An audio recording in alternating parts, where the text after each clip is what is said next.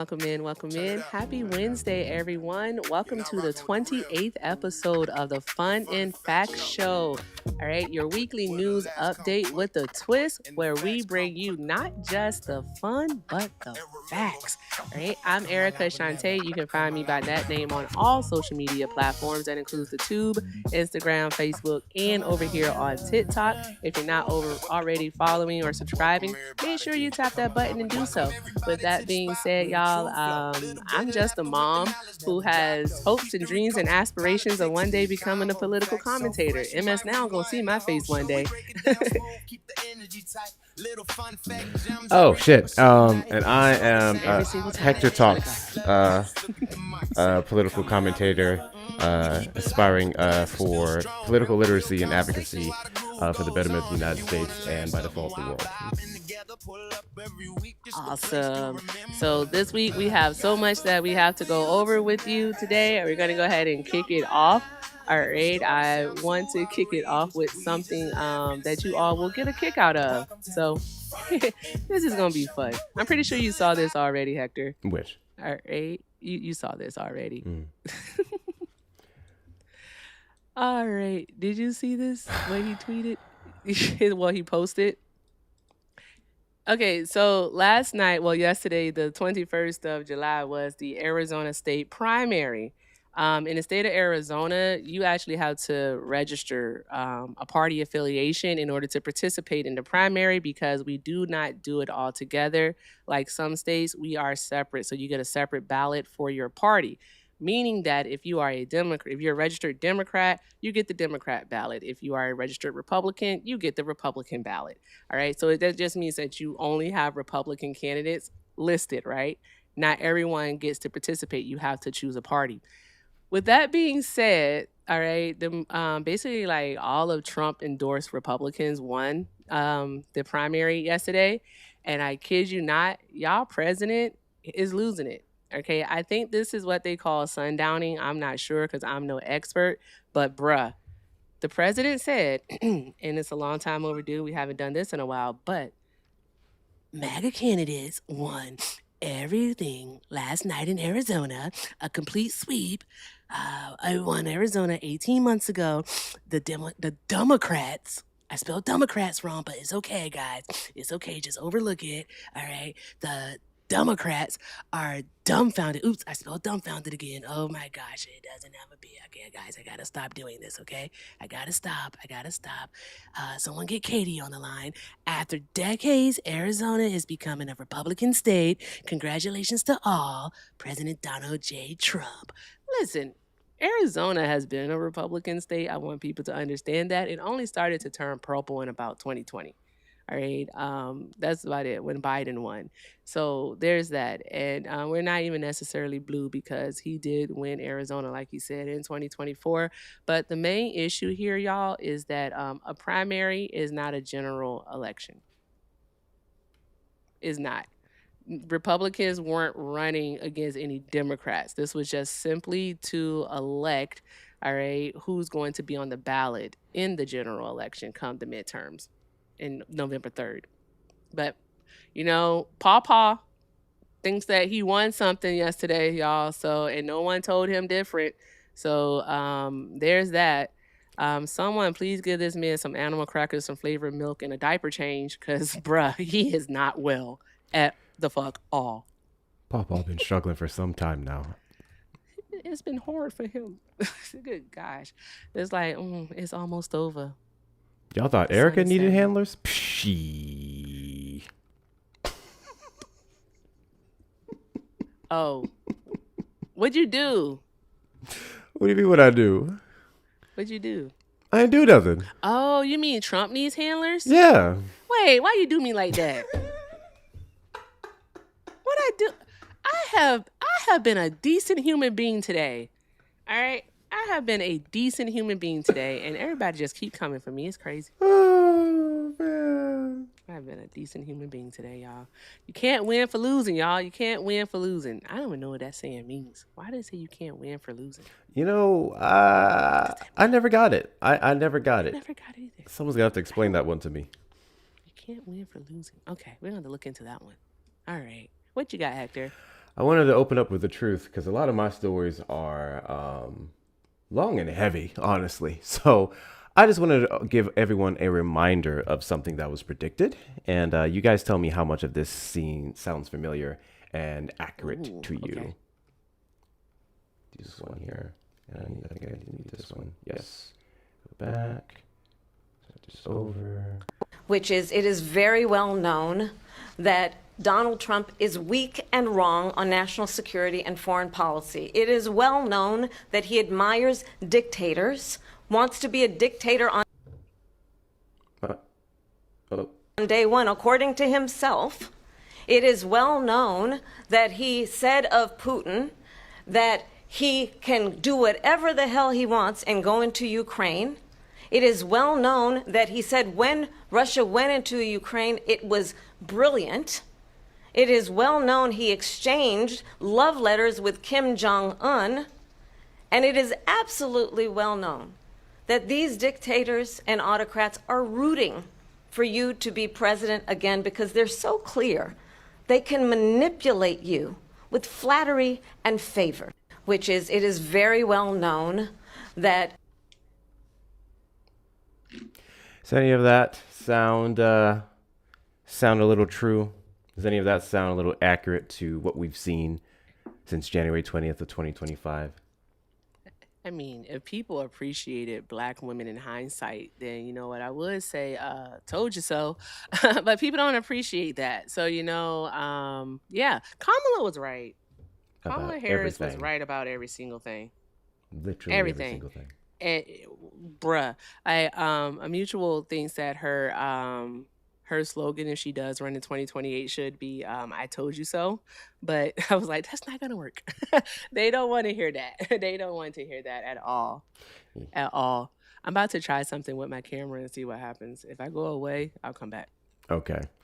I also wanted to talk about some misinformation that's being spread around on the right.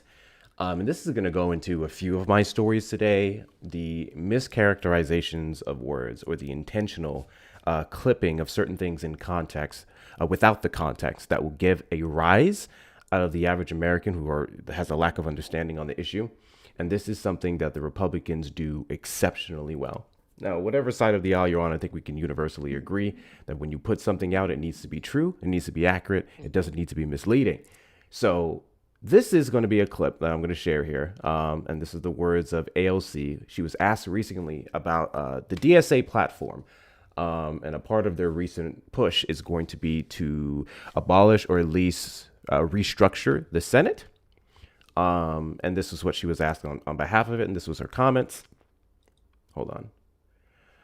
I got to do all this extra stuff over here. Okay. Oh, I don't have it on the screen. Okay, that's fine. We're still searching for a producer. Yeah. I don't support the filibuster. I don't support elements of this institution that we know, were founded on Jim Crow. Okay. Very specific.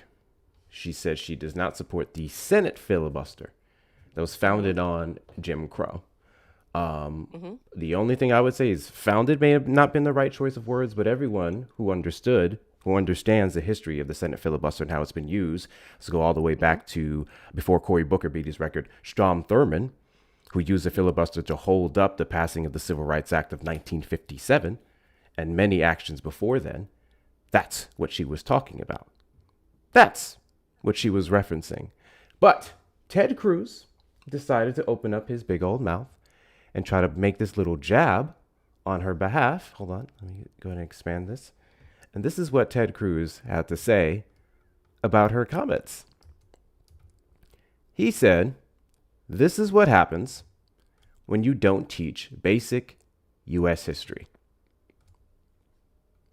Now, I find this hysterical coming from the likes of Ted Cruz, because Ted Cruz is grossly unfamiliar with exactly what she's referencing, which is just another further example of how American history in the context of slavery and the oppression of black and brown individuals is often negated or just completely ineffective in a Republican's mind.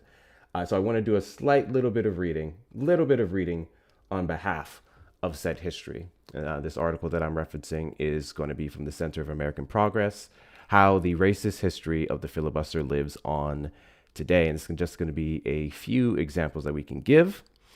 The first time the filibuster was used to specifically deny Black and brown Americans their civil rights was in the 1890s, when it prevented the passage of legislation to counter the severe and violent voter oppression taking place across the American South in the aftermath of the Civil War and the ratification of the Reconstruction Amendments.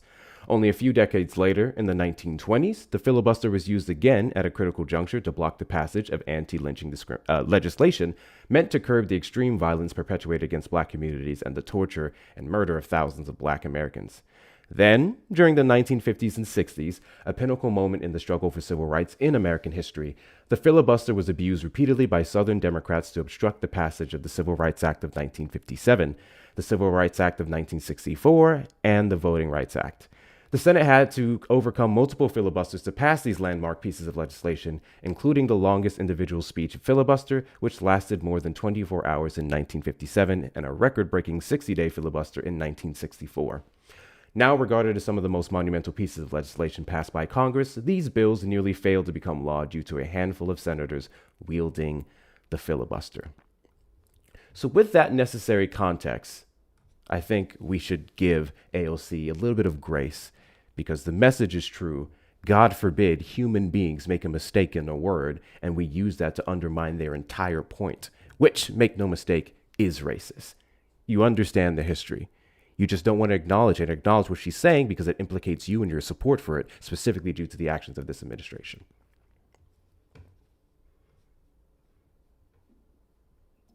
Strom Thurmond had a Black daughter.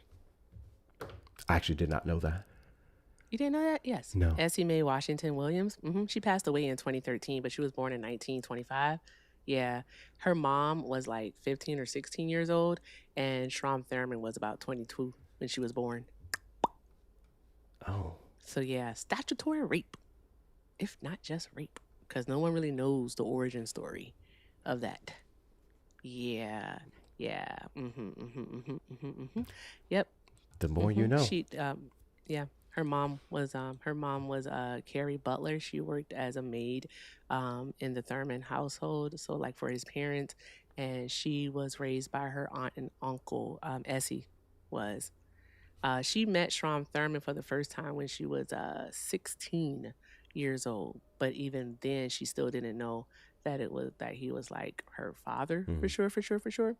And what he did is, let me see, because it's centered around this. I want to read here. It says, throughout his career, during which Thurmond ran for president as a Dixiecrat on a pro-segregation platform in 1948 and conducted the longest solo filibuster in U.S. Senate history, opposing the Civil Rights Act of 1957, he did maintain a private relationship with Washington Williams. This dude was outside, all right, in public, being a full-blown fucking racist. I'm sorry, you took me on a side quest, Hector. Being a full-blown racist, a segregationist at that, so basically racism by law. And he had a whole-ass Black daughter that he was communicating with. That's why we tell you, just because you have like Black biracial children, all right, or you getting some, cover your ears, Hector. Cover your ears, Hector. Grown folks are going to be talking for a moment. This is going to be a blunt message, all right? Just because you're getting Black dick, all right, or you fuck Black women, does not mean that you actually like Black people. I just want people to know that. They need to know, all right? Being like in an interracial relationship does not make you not racist, okay? All right? Strom Thurmond. Don't y'all forget it. All right. I want to talk about Mom Donnie. That's crazy what you tried to do to me there. That's absolutely wild. I told you to cover your ears. No. You getting your lick back. It's fine. I'll let you get that one off. It's cool. Oh, I did. I didn't even know I was, but I did. I got it. Mm-hmm. Go me. You did.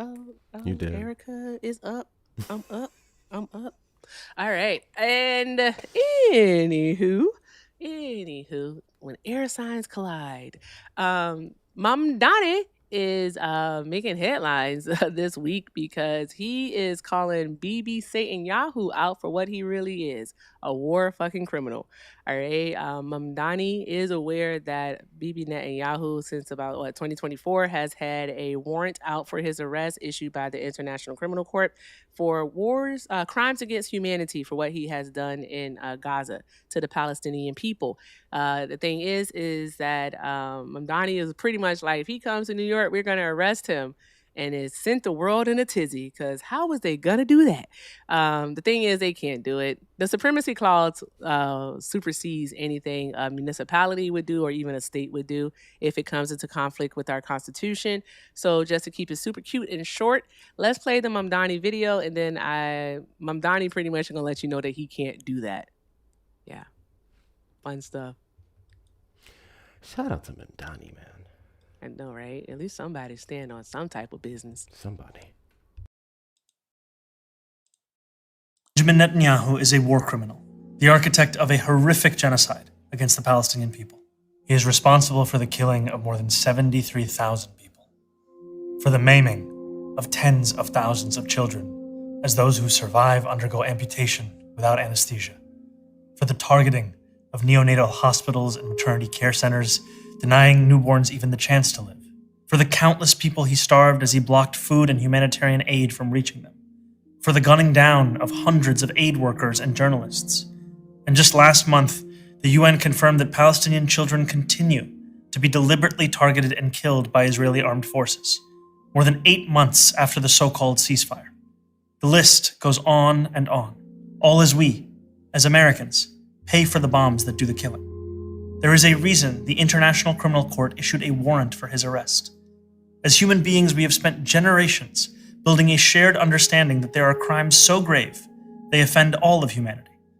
Anyone, with their eyes, with their heart, with their conscience, should recognize the devastation he has wrought and understand that he belongs before a court of law. As I've said, I agree with the ICC that Benjamin Netanyahu should be arrested and tried for his crimes, as I do for anyone else charged by the ICC. My administration has reviewed every avenue available under applicable law to determine whether New York City could execute the International Criminal Court's arrest warrant if Benjamin Netanyahu came here. It is clear that we do not have the independent legal authority to enforce this warrant. The federal government, however, does, and I call on them to join the ICC and execute this warrant. And I want to be equally clear. Benjamin Netanyahu is not welcome in New York City, nor is any other war criminal at large. While we cannot end the genocide on our own, we can decide whether our silence will become another weapon, and we can examine every tool we have to defend the humanity and dignity of all people. That is my commitment to you. Yep. So At Living while they Spaces, I ain't ask you for all that. So while they would like to, they do not have the authority to do so. And the reason, again, is because of the supremacy clause in Article 2 of our Constitution. I think it's Article 2, Section 4, Clause 4. But basically, if we have agreements and treaties with Israel. He's also a diplomat. And the United States of America is not a part of the International Criminal Court. Like, we don't participate in the Rome Statute. So we didn't sign that. And you can thank George Jr. for that, because he knew he was about to commit some fucking crimes in Iraq. So he was like, nah, can't be a part of that. So we're not a part of it. Therefore, we have the country, the United States, our federal government has no legal obligation to enforce the warrant from that court. And Donald Trump did come out and say that Netanyahu will not be arrested. So it's kind of a wash, but I appreciate the sentiment of it all. I truly, truly do. But at this point, it kind of like, it is what it is in the United States. Mhm. The last president that we had actually explore and start the process of doing the Rome statute was Clinton. And then, like you said, Junior said, nah. Even Joe Biden himself, when asked about the warrants out for Netanyahu, thought they were atrocious. So glad we got him up out the paint. But yeah, I appreciate Mamdani at least for making the statement and acknowledging what's taking place with the Palestinian people, because that's all a lot of us here in the United States, a lot of the left want.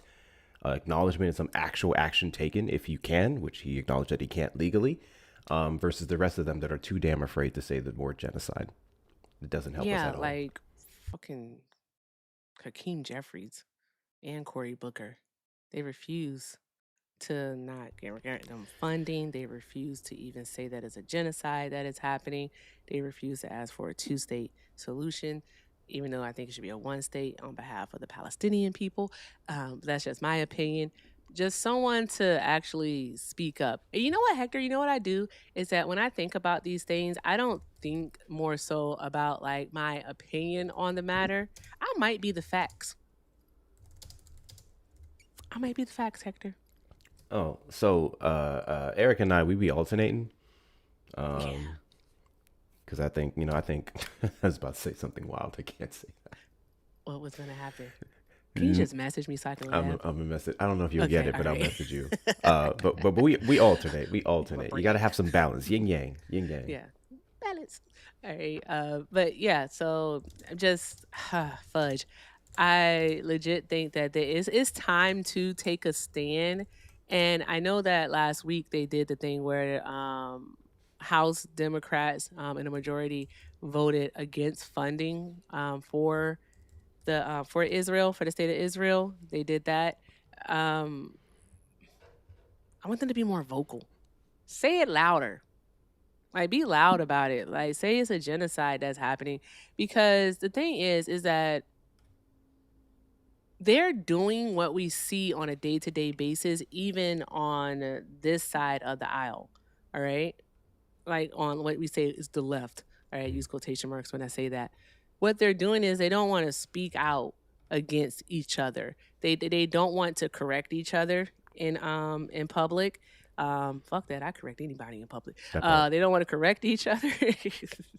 Correct each other in public. They don't want to speak out against each other in public.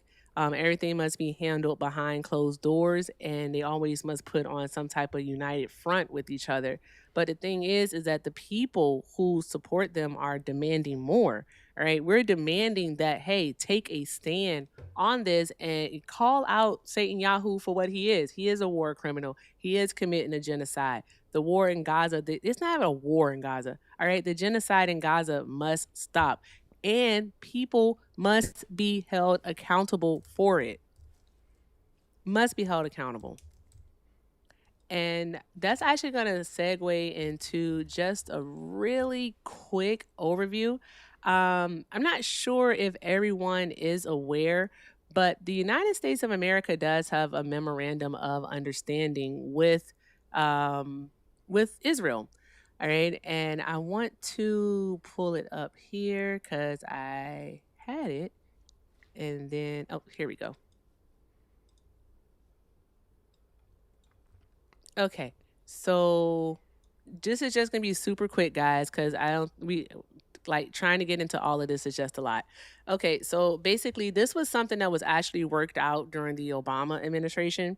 All right, it was worked out in 2016 and it went into effect for fiscal year 2019.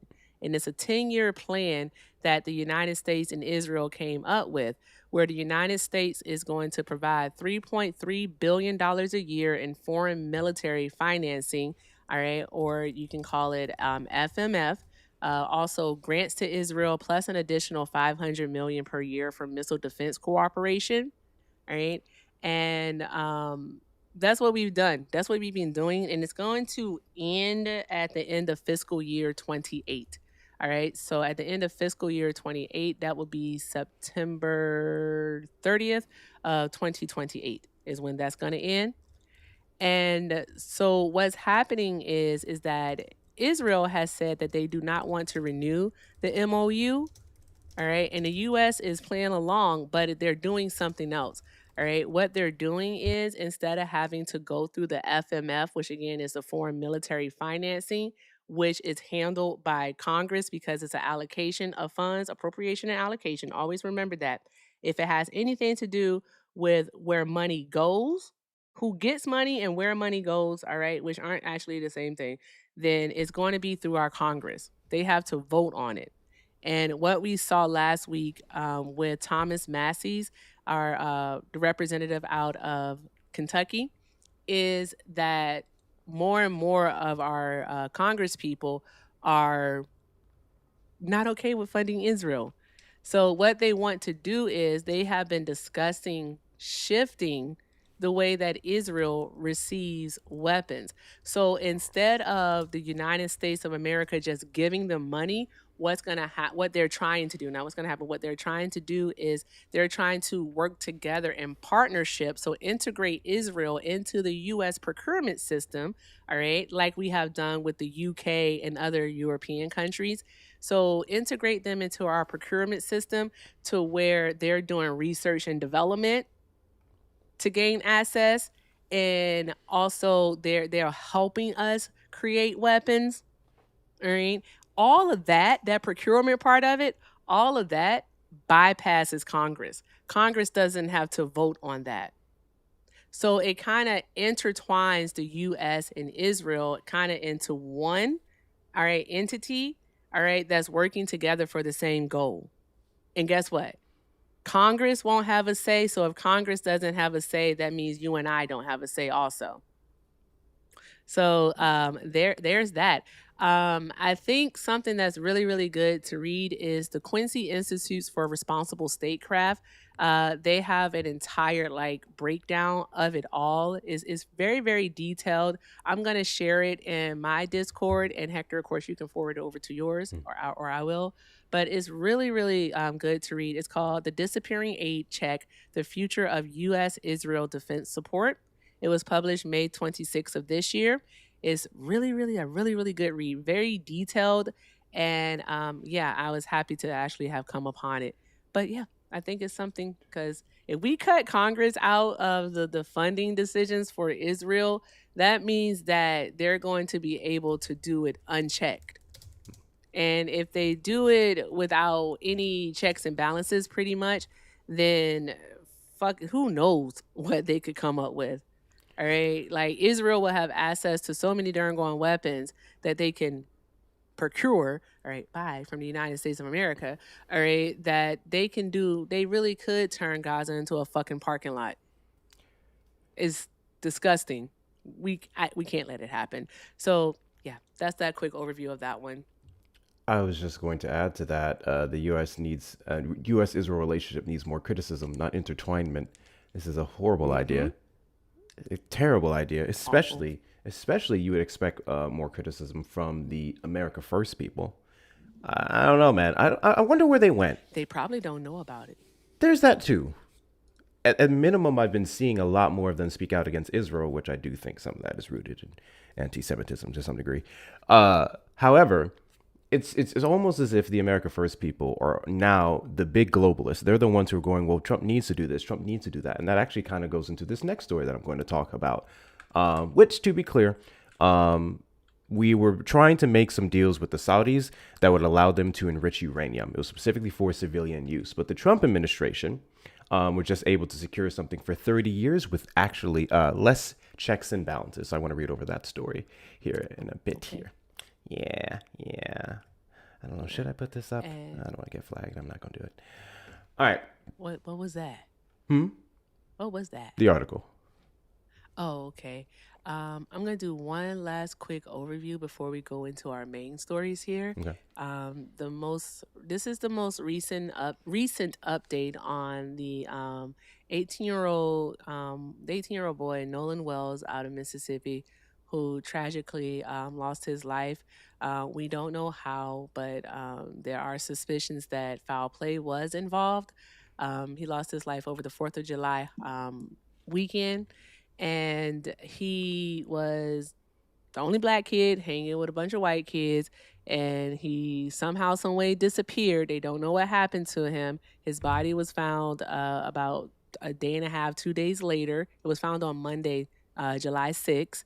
And it has sparked conversations about when it comes to black children being in white spaces, and how we as parents actually navigate those types of situations, like what we tell our children.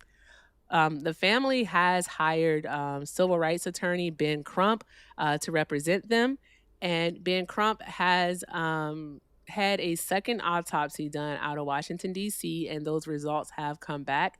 And what we're going to do is listen to Mr. Crump go over, all right, the findings, and then we will definitely discuss from there. So let me pull that one up and get that one started for us. This pathologist cannot rule out if any intervening non-accidental factors contributed to or caused the death of Nolan Wells. Understand, he's saying based on the examination of the body, he cannot rule out foul play. And so what happened, as you just heard, is that they can't rule out foul play, but also when it comes to Nolan's body that was received by um, the independent team, is that his throat was missing. His throat was missing, and they also found what they call bruising on the back of his head in deep tissue. They found bruising. But that isn't necessarily an indicator of blunt force trauma. They can't rule it out yet. His stomach was also missing. Um, and it is believed that those contents of his body are still with the medical examiner in Mississippi, so with the county examiner. And we'll just have to wait. And to get what I think about it, something's being hidden, because not why not give all of his parts? Because of the thing is that we know with the throat, the hyoid bone is in the throat. That's your neck muscle, right? That's within your neck. That's a bone that sits right here. All right. And when the hyoid is crushed, broken, however you want to call it, crushed mostly, that is a clear indicator of strangulation. Also, stomach contents can tell you when a person has passed away. All right. It can help you determine time of death. So that's very important too, because right now there's questions around when Nolan actually went missing. So we have that. It's a lot that is going on with this case. We pretty much just have to stay tuned. Can't let the conversation around it just be another part of the news cycle. All right. Not just us as like content creators, independent political commentators, so on and so forth. Not just us have to continue to talk about it, but you also have to continue to talk about it. All right. So what do you think, Hector? You think anything fishy's happening here? I think it's not a thought.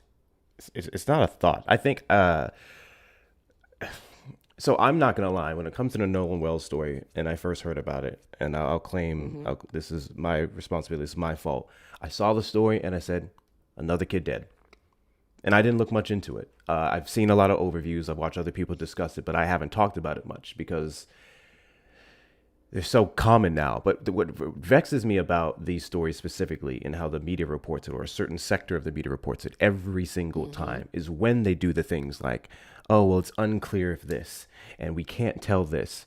All the suspicions, all the things that are left out is enough foul play. The white boys specifically, and their lawyers, if you listen to some of their lawyers' defenses off the bat, you're just like, you guys are guilty as hell. They were guilty as hell of something. So whether you did it or something happened there and you willfully hid it, as far as I'm concerned, they're both one and the same. Y'all are guilty as hell.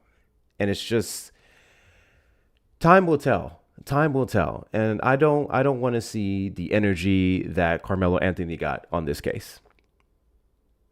That's all I can say on that. It better be a very different response. Yeah. Legally speaking. We'll have to see. Definitely still hoping that Carmelo gets to get an appeal. And this shit is tough. All I can say is, as a parent, have the conversations with your children to let them know to be on guard. It's okay to not go to everything. You ain't got. My mom used to always tell me, you ain't got to be a part of everything. Same with mine. Mm-hmm. You ain't got to be a part of everything. And I was like, I didn't understand it then. I understand it now. You ain't got to be a part of everything. All right. Yeah. Yeah. All right. You get to do the first big one after this commercial break, Hector. Okay. All right, guys, welcome in to the 28th episode of the Fun and Facts Show. All right, your weekly news update with the twist. We want to thank you all so much for being here. We really do appreciate you for spending your mid-afternoon with us. While you are listening, let's make sure that we do all of the good things. All right, please do make sure you're following both Hector and I at our names. I'm Erica Shante. He's Hector Talks with 2 R's, right, on all social media platforms. As independent political commentators, you can say journalists, directors, producers, audio visual people. Guys, one day I'm going to come here with a list and just, I am independent comedian. I'm kidding. And also an independent singer. If you know, you know. Now, guys, let's just make sure we are doing all of the good things. And if you'd like to support us, your kindness is appreciated. If you're watching over on YouTube, you can, in fact, send a super chat. And if you are watching us here or listening elsewhere, you can check out the links in our bios to contribute that way. We definitely do appreciate everything, and everything is definitely accepted. Also, please do check out the links again in the bio for our respective shops. You can find Hector at hectorshops.com. That's hectorshops.com with 2 R's. And you can find me over at ericaeffect.com. Erica Effect, so that's effect with an E.com. We appreciate you guys so very much. Now, let's go ahead and get back to the show. 6,000%. And this isn't necessarily a big story. It is a good bit of a reading, which I actually meant to text you this. I said, I ain't got no time limit on the show today. I'm not going to lie. However, this is the story we're going to be getting into. Saudis reach deal with U.S. that could let them enrich nuclear fuel. I do want to start this off by saying, before I'm criticized for aggressive amounts of partisanship, Biden did try to do the same as well. The difference was there were more restrictions. It almost seems like every single time we have a conversation about other countries and the IAEA's involvement, it seems like Democrats seem to do a better job at keeping those things tighter. The Trump administration plans to announce Wednesday that it has reached a broad nuclear agreement with Saudi Arabia that could lead to the country enriching its own fuel for nuclear reactors. The accord is intended to further bind the United States with Saudi government as the war with Iran strains the relationship. The Trump administration, according to officials, estimates it will provide billions of dollars for the U.S. nuclear industry, starting with Westinghouse, which designs many of the reactors sold abroad. The Trump administration plans to formally sign and announce the agreement with the Saudis on Wednesday, said 2 U.S. officials who spoke on the condition of anonymity to discuss sensitive diplomacy. It would announce the details to Congress soon afterwards. Although the agreement likely would have support among many Republicans, some U.S. lawmakers from both parties, along with Israeli officials, have expressed opposition to such a plan, fearing that the kingdom could use a civilian nuclear project to eventually develop nuclear weapons. Secretary of State Marco Rubio told reporters traveling with him in Manila on Wednesday that he had nothing to say about any nuclear agreement with Saudi Arabia. Quote, "Maybe later today, once Washington wakes up, there is an announcement," he said. "I promise you'll know about it." Asked about concerns that the agreement could lead to Saudi Arabia developing nuclear weapons, Mr. Rubio said, "Suffice it to say, the U.S. is not going to reach any agreement with any country in the world that leads to the risk of proliferation." The accord has been under discussion for years, and during the Biden administration, it was envisioned as part of a broader deal that would include Saudi diplomatic recognition of Israel. But after the October 7th attacks on Israel by Hamas, that prospect receded. President Trump separated the proposal for U.S.-Saudi civilian nuclear cooperation from any demand that Saudi Arabia recognize Israel. The part that I wanted to go down a little bit here we go. The agreement will require review by Congress, which under the Atomic Energy Act has the power to vote a resolution of disapproval. But as a practical matter, the agreement would likely pass because Congress would have to assemble a veto-proof majority to override Mr. Trump's initiative. Nonetheless, debate over the accord is likely to be fierce. To get the deal done with Crown Prince Mohammed bin Salman, the country's 40-year-old de facto leader, Mr. Trump had to agree to terms that may limit international inspectors from going to any sites in the U.S. that they think could be a pathway to diverting fuel to weapons projects. And he agreed that after a joint study with Saudi Arabia on the economics of producing nuclear fuel, the Saudis may be allowed to enrich uranium or reprocess plutonium on their soil. This is not common. Typically deals with other countries that we've made that allowed civilian enrichment was specifically be predicated on the basis of them not using their own fuel. In fact, hold on, let me make sure I find my section here.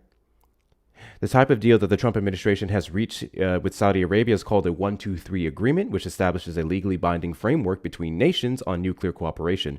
The obligations of such an agreement are aimed at ensuring non-proliferation of nuclear weapons. The United States has 26 such agreements with 51 governments and the International Atomic Energy Agency. Mr. Trump's concessions to the Saudis on the terms of the nuclear agreement are significant. When the United States entered into a similar agreement with the United Arab Emirates, which went into force in 2009, there were far more restrictive conditions. The UAE agreed to the stringent inspections, signing what is called an additional protocol with the IAEA, and it agreed to forego the right to produce its own fuel, cutting off the possibility that it would have the infrastructure to produce such a weapon. That agreement became known as the gold standard for nuclear non-proliferation. And while the administration plans to argue that it will have other restrictions in place, including joint partnerships with the Saudis that will allow Washington to keep a close eye on the kingdom's program, the fact remains that Mr. Trump has retreated from the restrictions negotiated by Bush and Obama administrations. Bush was the one who organized the majority of the previous one, and then Obama finalized it in 2009. So there you have it. The master deal maker, the art of the deal, doesn't seem to be the best at getting the bare minimums that previous presidents, Republican and Democrat, can maintain. So we will see what takes place in the future when it comes to this deal. But I find it fascinating how this one is being fast-tracked, but we can't seem to get anything similar to an MOU or even the JCPOA when it comes to Iran. And Eric has quite a bit to actually say on that in regards to Pete Hegseth. I'm not sure if y'all heard his hearings lately, or at least clips from some of those hearings. Hegseth got grilled. He got grilled and he flailed badly. Badly. Oh, I should get my pen here. There's the bottle. There's the bottle. What's in my bottle? Always on my bottles case. Always on my bottles case. I also want to do this real quick. I want to do this really quickly, and this is just for funny. I'm not gonna lie. This is just me being petty. So this was a clip that I was able to get, and it was in regards to there's some signing of a book, and there was individuals at a mall, and they were captured by the Holy Ghost. These people were captured by the Holy Ghost. What? And I just wanted to show y'all the reactions. Because when the Spirit moves you, this is totally what it looks like. And let me get this clip ready for y'all. I hate it here. I hate it here so much. Alienation placing your life so powerfully.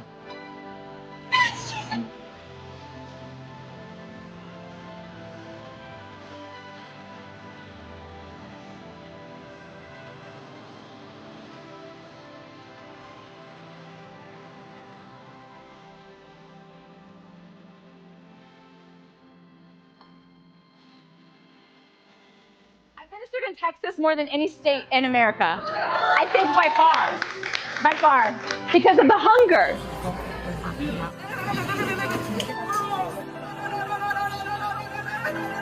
They require increasing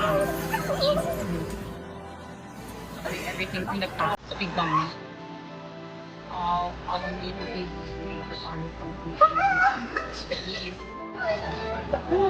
your mind be totally filled around. Amen.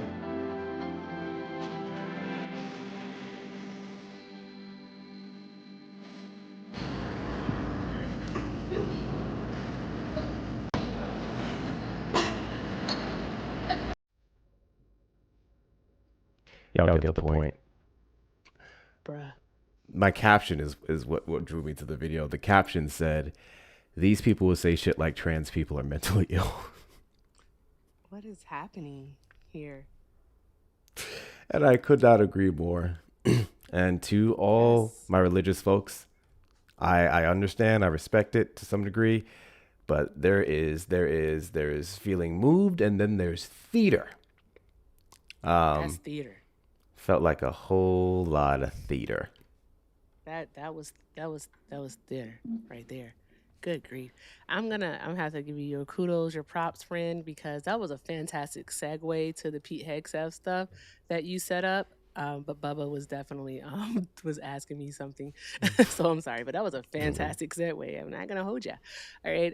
So Hegseth did have his hearings yesterday in front of the Senate. He got grilled. All right, he got his ass handed to him because it's ridiculous.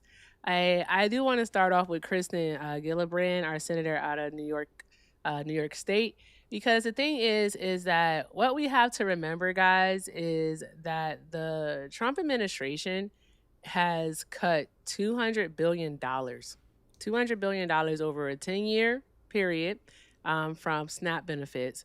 $900 billion from Medicaid and Medicare, all right, equating to $1.1 trillion in funding cuts for social safety net programs. All right, this impacts so many Americans, tens of millions of Americans. All right, are being impacted, and what we already see is thus far in just a year's time since the One Big Beautiful Bill Act being signed July 4th of 2025 is that almost 1 million children in the United States of America are now going without access to SNAP benefits. States are cracking down, making the process extremely hard. And not only are they making the process extremely hard, states, because of the funding, the projected funding cuts that they have done, are taking a hardline approach. They've done layoffs for people so that they can save money. All right, they're reducing the amount of benefits that people can get.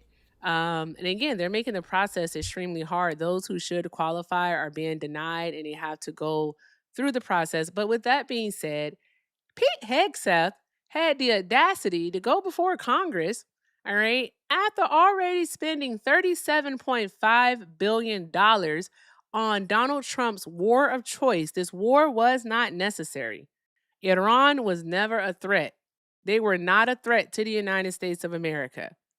When this started on February 28th, Iran was not threatening the U.S. We were actually in negotiations for a peace deal.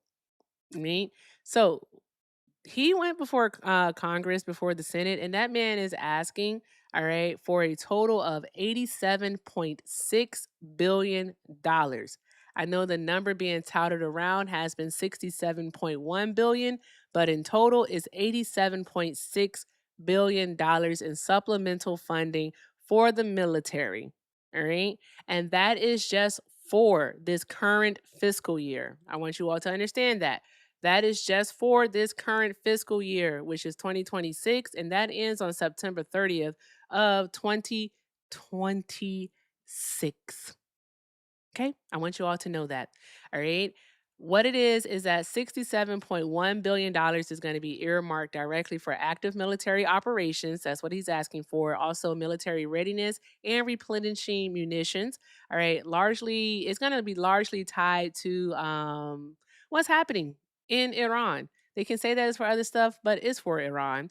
And the other $20.5 billion is going to be allocated towards non-defense priorities like agricultural assistance, diplomatic security, and also infrastructure. The current military budget, if you all recall, is $1 trillion already. $1 trillion. That's I don't think we understand. I can't even give you the scope of how much $1 trillion is. Like, Edgar, if you can do me a favor, friend, can you like search for me how many years, all right, is 1 trillion? Like how many years is that? You know what I mean? Like, you know what I mean? You know what I'm saying? All right, we here. We simpatico. Okay, so the current budget is $1 trillion. All right, we all know that for fiscal year 27, which starts October 1st of this year, is that the Trump administration wants to take the military budget up to $1.5 trillion, right? The thing is, that's a lot of goddamn money. That's a lot of money, y'all. All right. That's a whole lot of money. And we have to recognize is that this all started back in the 80s with one Republican, and that man's name was Ronald Reagan. All right. Ronald Reagan took our military budget, All right, so friggin' like out of this world. The expenditures, it actually contribute a large part to our debt. A large part to our debt. And I just don't think that Republicans want to stop anytime soon. And that is very concerning to me because we can't keep spending like this, guys. All right. The United States debt is at $39.6 trillion right now, and it's only growing. We're definitely going to reach over 40 trillion by the end of the year because what the problem is that we are definitely spending more than we're collecting in revenue. And the reason, one of the main reasons why is that because we keep giving tax cuts. We keep giving tax cuts to the rich, the wealthy, the corporations. All right. They have to pay their fair share of taxes because when they pay that revenue, all right, it helps us to bring down our national debt. That's simply it. All right. And as long as we're spending more than we're actually collecting, then we're also, of course, going to run a deficit and our national debt is going to continue to get higher. And AOC But was I did want criticized when she said that there's only so much more tax cuts that we should give out. The Yeah. big spending Democrat was actually looking at our national debt and said, hey, we need to lower this. I did look up that number for you. And $1 trillion is equivalent to 31,000 years when measured at the rate of $1 per second. So if you were to spend $1 million every day, it would still take 2,700 years to spend. Jeez Louise. Good googly moogly. That's a long time. That's why I say I don't think we recognize just how much money this is. It's a lot of money. And our military budget back in 1980 was $134 billion. Think about that, $134 billion in 1980. All right, that's going to be under Carter. And then by 1985, it was at $252 billion. By 1990, it was at $299 billion. $299 billion. Also, during that time in the 80s, we saw our national debt increase by over $1 trillion. Our national debt went from, if I have my number right, it went from, I want to see the exact number here. There you go. It went from $994 billion up to $2.857 trillion. Yes, Jeebus. that's an increase of $1.8 billion. Jeebus. I'm sorry, 1.8 trillion. I don't know why I said B with a B. A B with a bill. A B with a B? Bitch, what? A B with a billion? So it's crazy work. It's wicked what's happening here. I'm trying to find out something. What that? happened with the packaging where they were trying to increase the Department of War's budget to 1.5 trillion. I want to see where that went. They haven't done it yet. I want to see where the bills Because that's going to be for fiscal year 27. They haven't started that one yet. Okay, so it's just pending. Okay. Yep. They haven't started that. They haven't done that budget yet. They will probably do that because the way that we've been doing it is that they have been doing what the fudge is those called? What is it called when they pass it in piecemeals instead of doing one whole budget for all 12 departments? What is it called? I forget the name, Hector. I'm not gonna. They did it last year when they closed the government down. A continuing resolution. There you go. A continuing resolution is what it's called. So that's what that is. So a continuing resolution is how they have been doing it. And so we'll have to see how that's going to work out. If they don't get $1.5 trillion, because it's a fucking $1 trillion, and they want another $500 billion, all right, to go towards the military. But they tell us that they don't have money to feed hungry people, to house people, to make sure that Americans have quality health insurance. Not even quality health insurance. What quality? They tell us they don't have enough money to actually just have like have health insurance in the United States of America. I think that's crazy. So I do want to play this video. I have a few of them, but I think Senator Gillibrand kind of hits it home for this because she was not playing any games. And I also think Rand Paul, what he said in regards to all of this when sitting down with the BBC was important too. So let's do that here.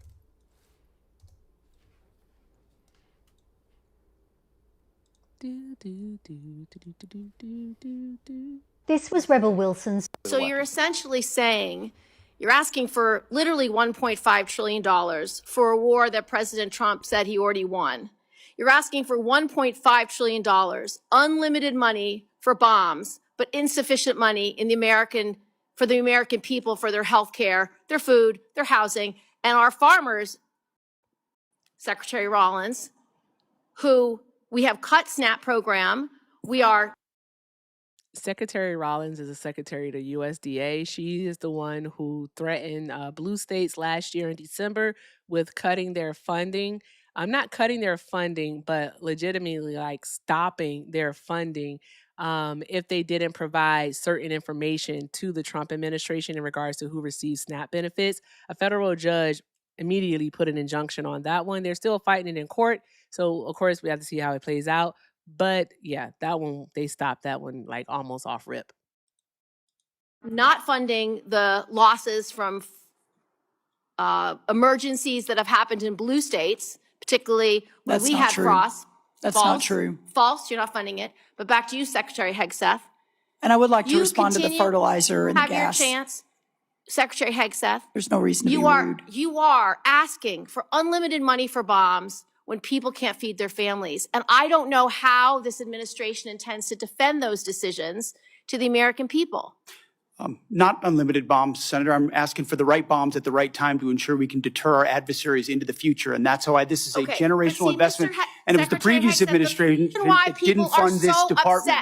The reason why they are so upset with you and this administration is because the words you have used in the past don't add up. About Iran specifically, you said that we had obliterated, quote unquote, Iran's ability to create nuclear weapons. The president made the same claim. Yet 8 months later, in February of 2026, the president launched an act of war claiming Iran was within 2 weeks of having a weapon. So when you say two very different things, the American people don't know who to believe or what to believe. They just know they can't afford their health care, they can't afford their food, they can't afford housing, and our farmers are continuing to suffer. So, which is true? Was it obliterated or wasn't it? What's the status? The nuclear sites under Midnight Hammer were obliterated, but Iranians foolishly continued to attempt to pursue nuclear capabilities, which is why we destroyed their defense industrial base and so many of the other capabilities to ensure they can't get to a nuclear weapon. See, we're staying laser focused on the objective, and you're trying to make campaign commercials. So you're essentially... I can't stand that smug motherfucker. Okay. The fuck? Like, that's what I'm saying. It's so dismissive. She's sitting there actually telling the truth and trying to get answers. And all he has for her is what the right is going to call a burn. Ooh, he gotcha. Like, that's bullshit. Like, it's the truth. Like, was it obliterated or not? Because how is it that they spent 47 years building this program, supposedly, right? Building this program that has all of these capabilities. They're a week away, a day away, you know what I mean? 7 days away from having a nuclear weapon. And we destroyed it in one night with 3 bunker busters, right? That's what we did, Hector. Then how is it in a time frame? All right. You can't even go through an entire, an entire average pregnancy. Okay. It wasn't even 9 months. You know, how is it that they rebuilt it in that little bit of time to where we have to come back and obliterate it again, spend $37.5 billion attempting to do so, and now we're asking the American people, all right, for another $67 billion to do it? That does not make any sense. That's what happens when you deplete half of our military weapons with no objective. I wanted to address that claim that he made about how the Department of Defense was underfunded or cut under the Biden administration. That is incorrect. They inherited a 700 and something million budget. So when I say inherited, that was the budget under Trump. So he's literally trying to more than double it now, despite inflation coming back down from the time that he left office. But at the end of Biden's term, it was already 900 billion. 910? Let's be clear. I have the numbers right here. Yeah. 997 billion. Insane. So it sounds like, I mean, to my disliking, Biden increased that budget. So I don't know where they're getting this information from. They always say stuff and they expect no one to look it up or no one to have a response to it. It vexes me to my core. Hot take. I think, or I'm not opposed to paying an additional tax. And the additional tax is going to be called the fact checker tax, where we pay independent fact checkers to be in these rooms and fact check stuff as they come out of people's mouth. I'll pay that tax gladly. I'll pay my extra $20 a year for those employees because I'm so tired of them getting away with nonsense. Awesome. I'm going to play this one. I have two more that I want to play. I was going to do one by John Kennedy out of Louisiana, but the more I listened to his, the more I felt like he was just placating them. He was treating them like children. It was General Kane and Hegseth that Kennedy was speaking to, and he treated them like children. I'd rather play the Democratic senator's comments where he made it very clear who he was calling a failure. But let's listen to what, and it was Bloomberg that Rand Paul spoke to. So let's listen to what Rand Paul had to say. And because Rand Paul, what he does is he addresses the debt. And I think it's important because people don't understand. Our debt is over 100% of our GDP. You're insolvent. It's crazy. We don't make no monies. And we got to stop giving tax cuts to the rich and these corporations. They have to pay their fair share in taxes. And you know what the argument is? I just want to let you know this, Hector, if you ever to bring this up, because I'm pretty sure you already know. But here's the deal, friend. What it is that what they're going to say is that Social Security, Medicaid, Medicare, so on and so forth, SNAP benefits, our social safety nets cost more money than our military budget. And they're not wrong. When you put all of that together, they do cost more money. They do.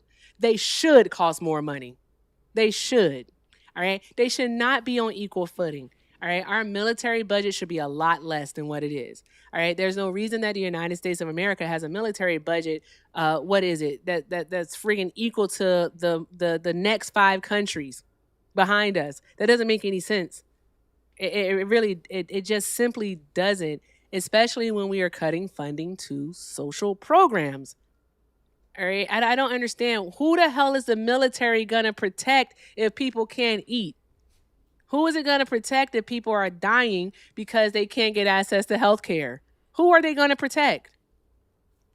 The AI data centers? That's what they're going to be protecting? Some chips?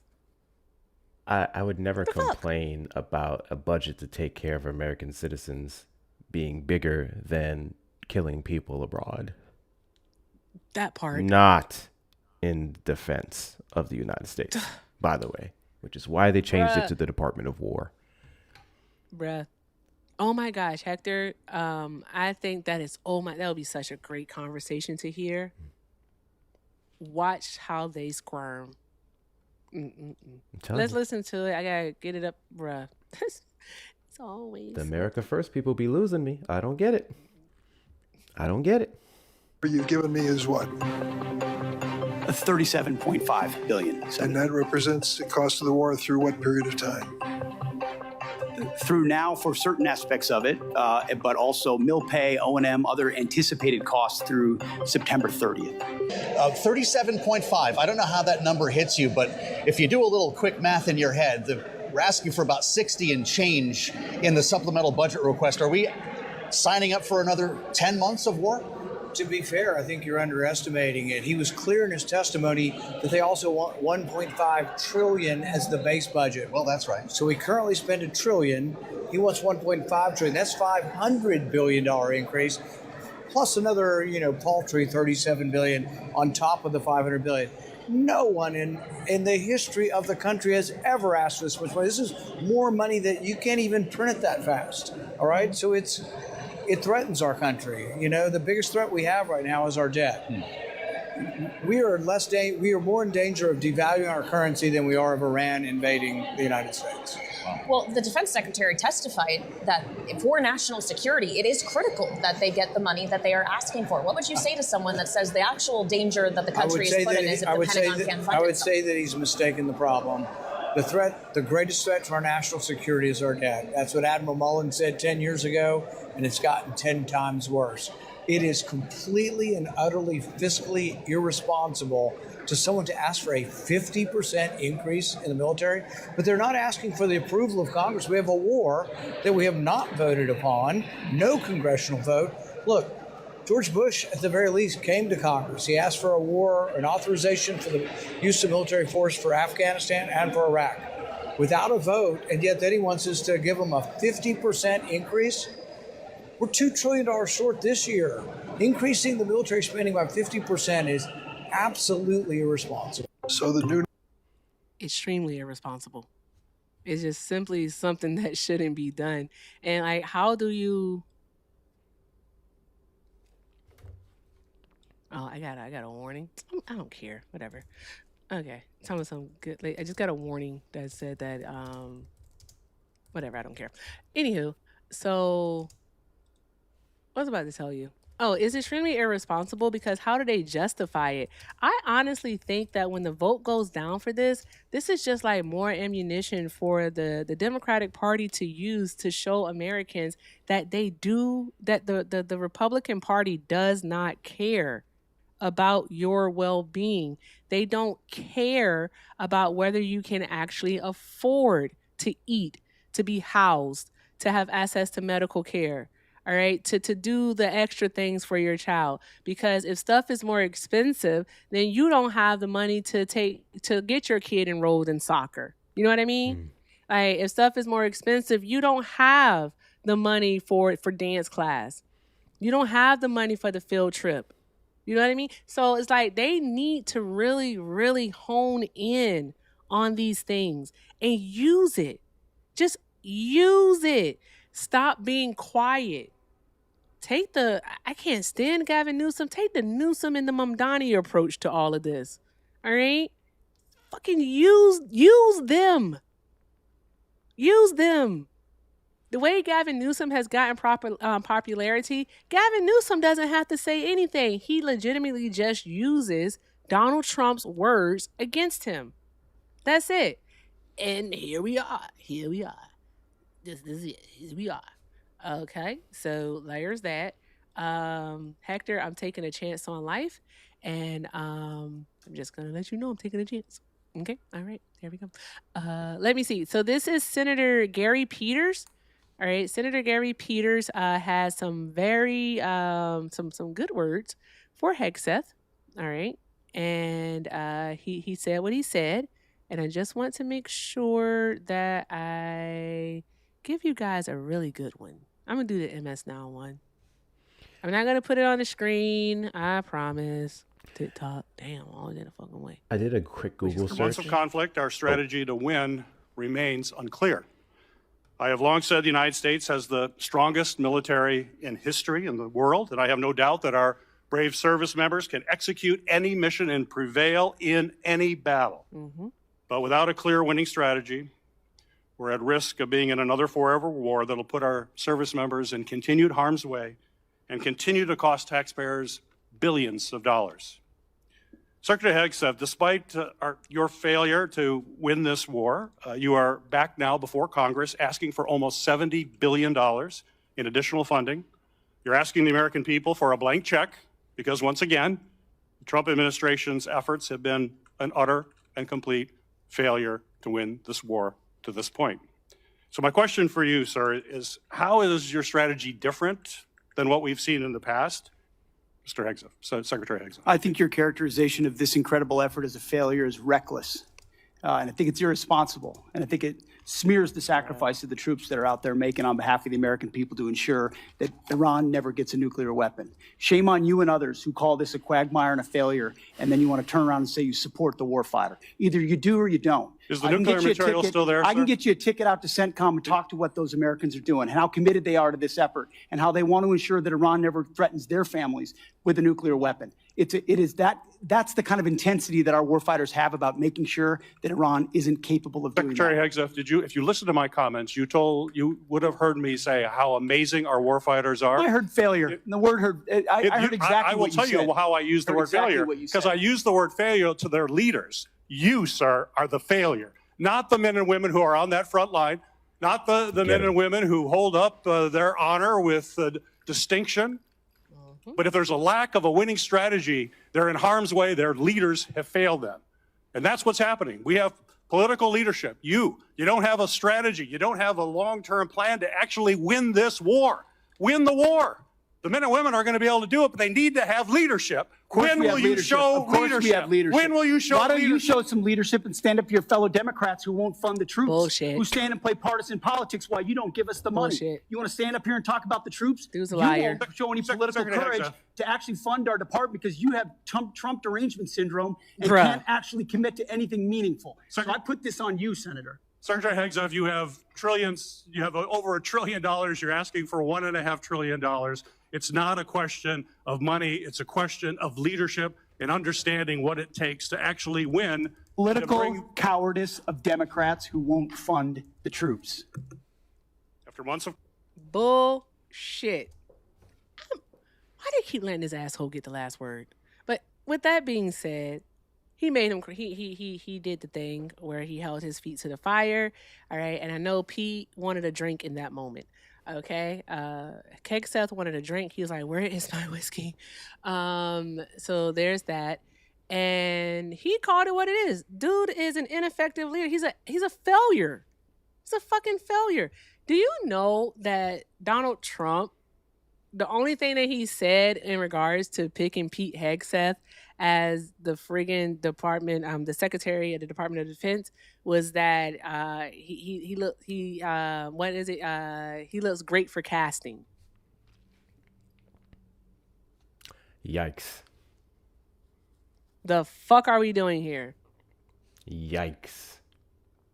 The dude, he was a major, all right? He was literally pushed out of the military because of his friggin' little his nationalist tattoos that he has, all right?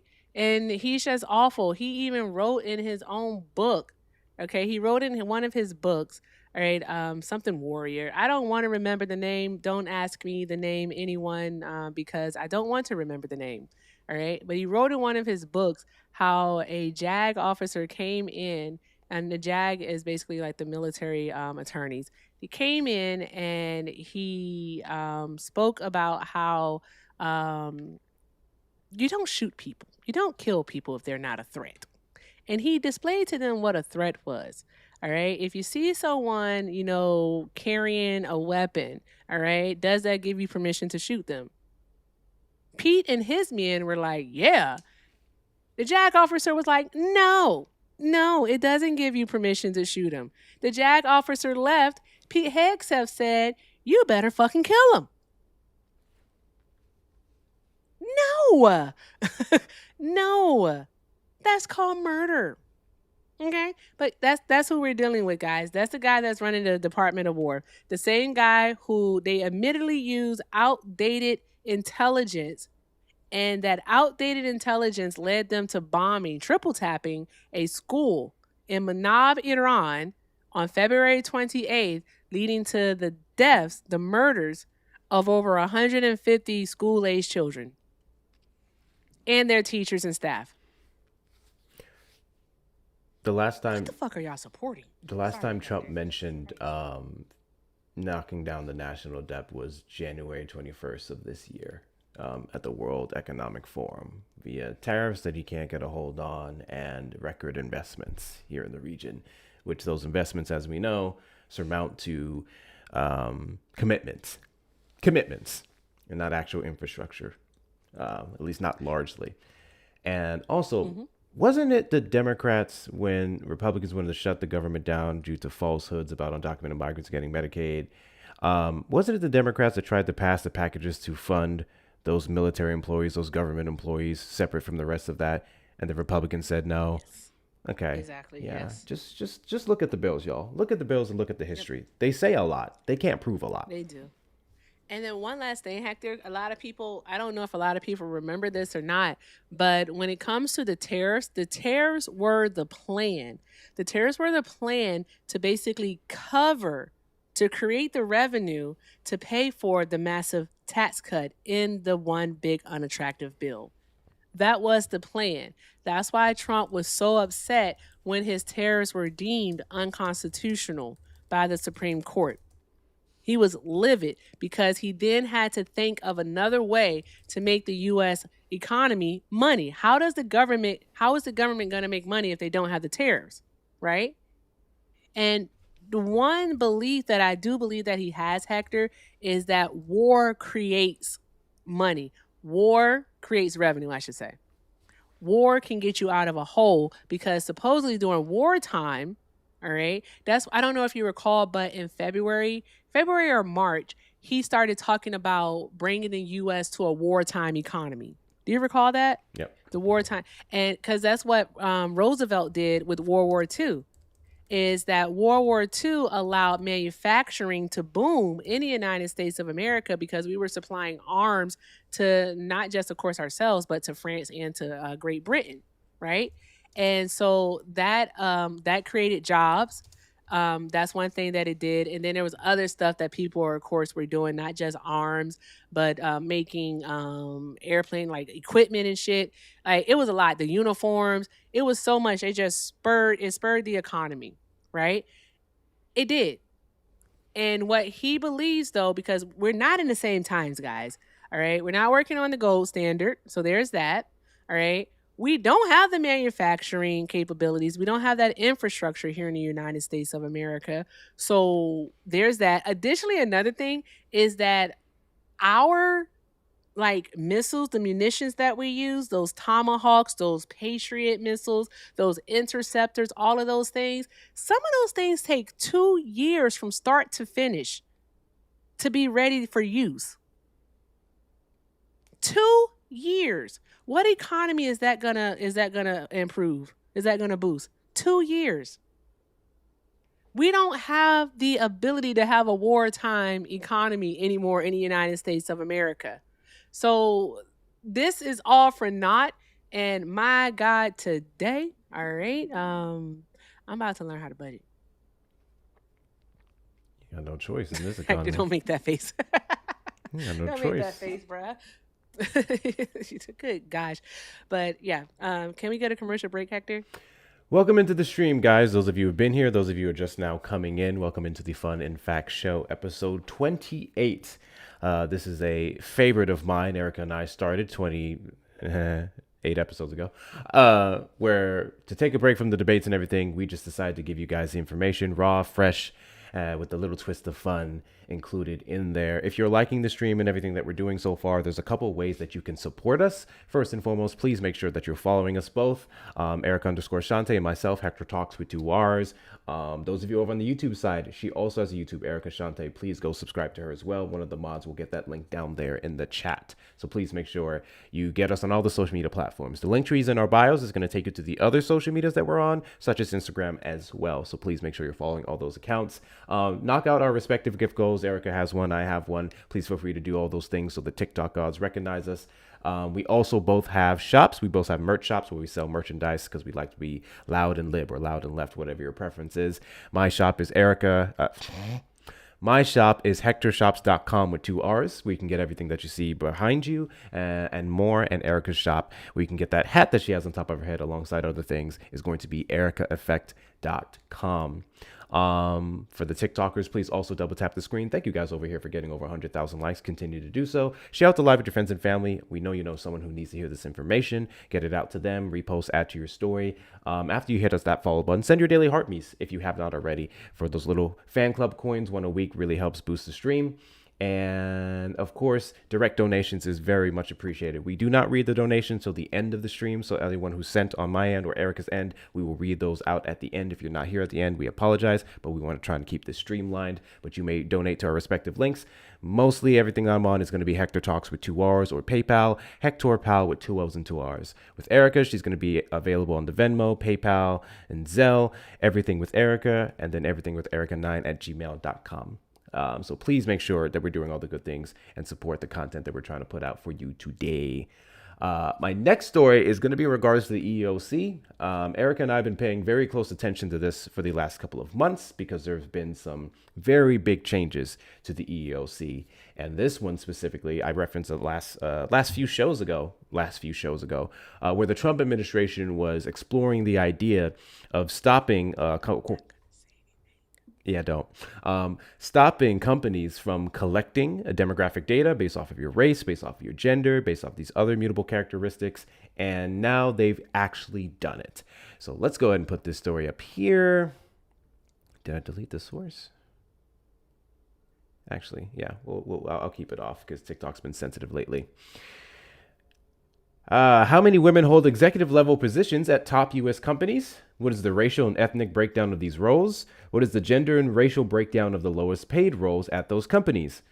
The Trump administration is making it harder for the public to know, moving to toss aside a 60-year-old requirement for tens of thousands of private sector employers to submit workforce demographic reports each year to the Equal Employment Opportunity Commission, the agency responsible for enforcing anti-discrimination laws in the workplace. The EEOC's Republican majority voted 2-1 yesterday to rescind the data collection requirement, submitting the proposal to a 30-day public commentary period before final approval. I will get back to you guys on that, on where the public can comment on that, because we're going to have to do some action there. The proposal is a quiet but profound salvo. Wait, is that how you say that word? You said it right. Did I? Just double checking. Yep, you did. Okay. Gotcha. So you don't trust black women? I just double check everything. And President Donald Trump's shakeup of civil rights enforcement, ending a practice that has endured through 10 Republican and Democratic administrations. EEOC Chair Andrea Lucas, an outspoken critic of diversity and inclusion practices, who has urged white men to come forward with discrimination complaints. That was her. Yeah, I remember that video you played for us. We did the commercial on it. Argued that requiring companies to submit the annual demographic reports risk encouraging companies to justify discriminatory practices to diversify their workforce. It may promote racial stereotyping at work, and it may encourage employers to engage in discrimination, Lucas said during a hearing ahead of the vote. Former Democratic EEOC commissioners and civil rights organizations have denounced the proposal, saying it will deprive the agency of a critical tool for uncovering discrimination patterns and tracking how women and racial minorities have fared since the 1964 Civil Rights Act, which created the EEOC and prohibited employment discrimination based on race, color, sex, national origin, and religion. So I have a question for everyone, because I'm gonna play devil's advocate. She's absolutely right. The devil don't need no advocate. She's absolutely right when she says that data can be manipulated or can be used for negative intentions. But I think it's fucking ridiculous to go as far as to say we should stop collecting data because of how it can be used. Because by that logic, why do we collect any data? Yeah, that doesn't make any sense. Why? This what? Go ahead. It's stupid. It's stupid. This entire thing is stupid. Look, we use this information to be able to tell or be able to break down historic patterns of discrimination for everyone. Hell, they use the data wrongfully and misapply it to support anti-white discrimination.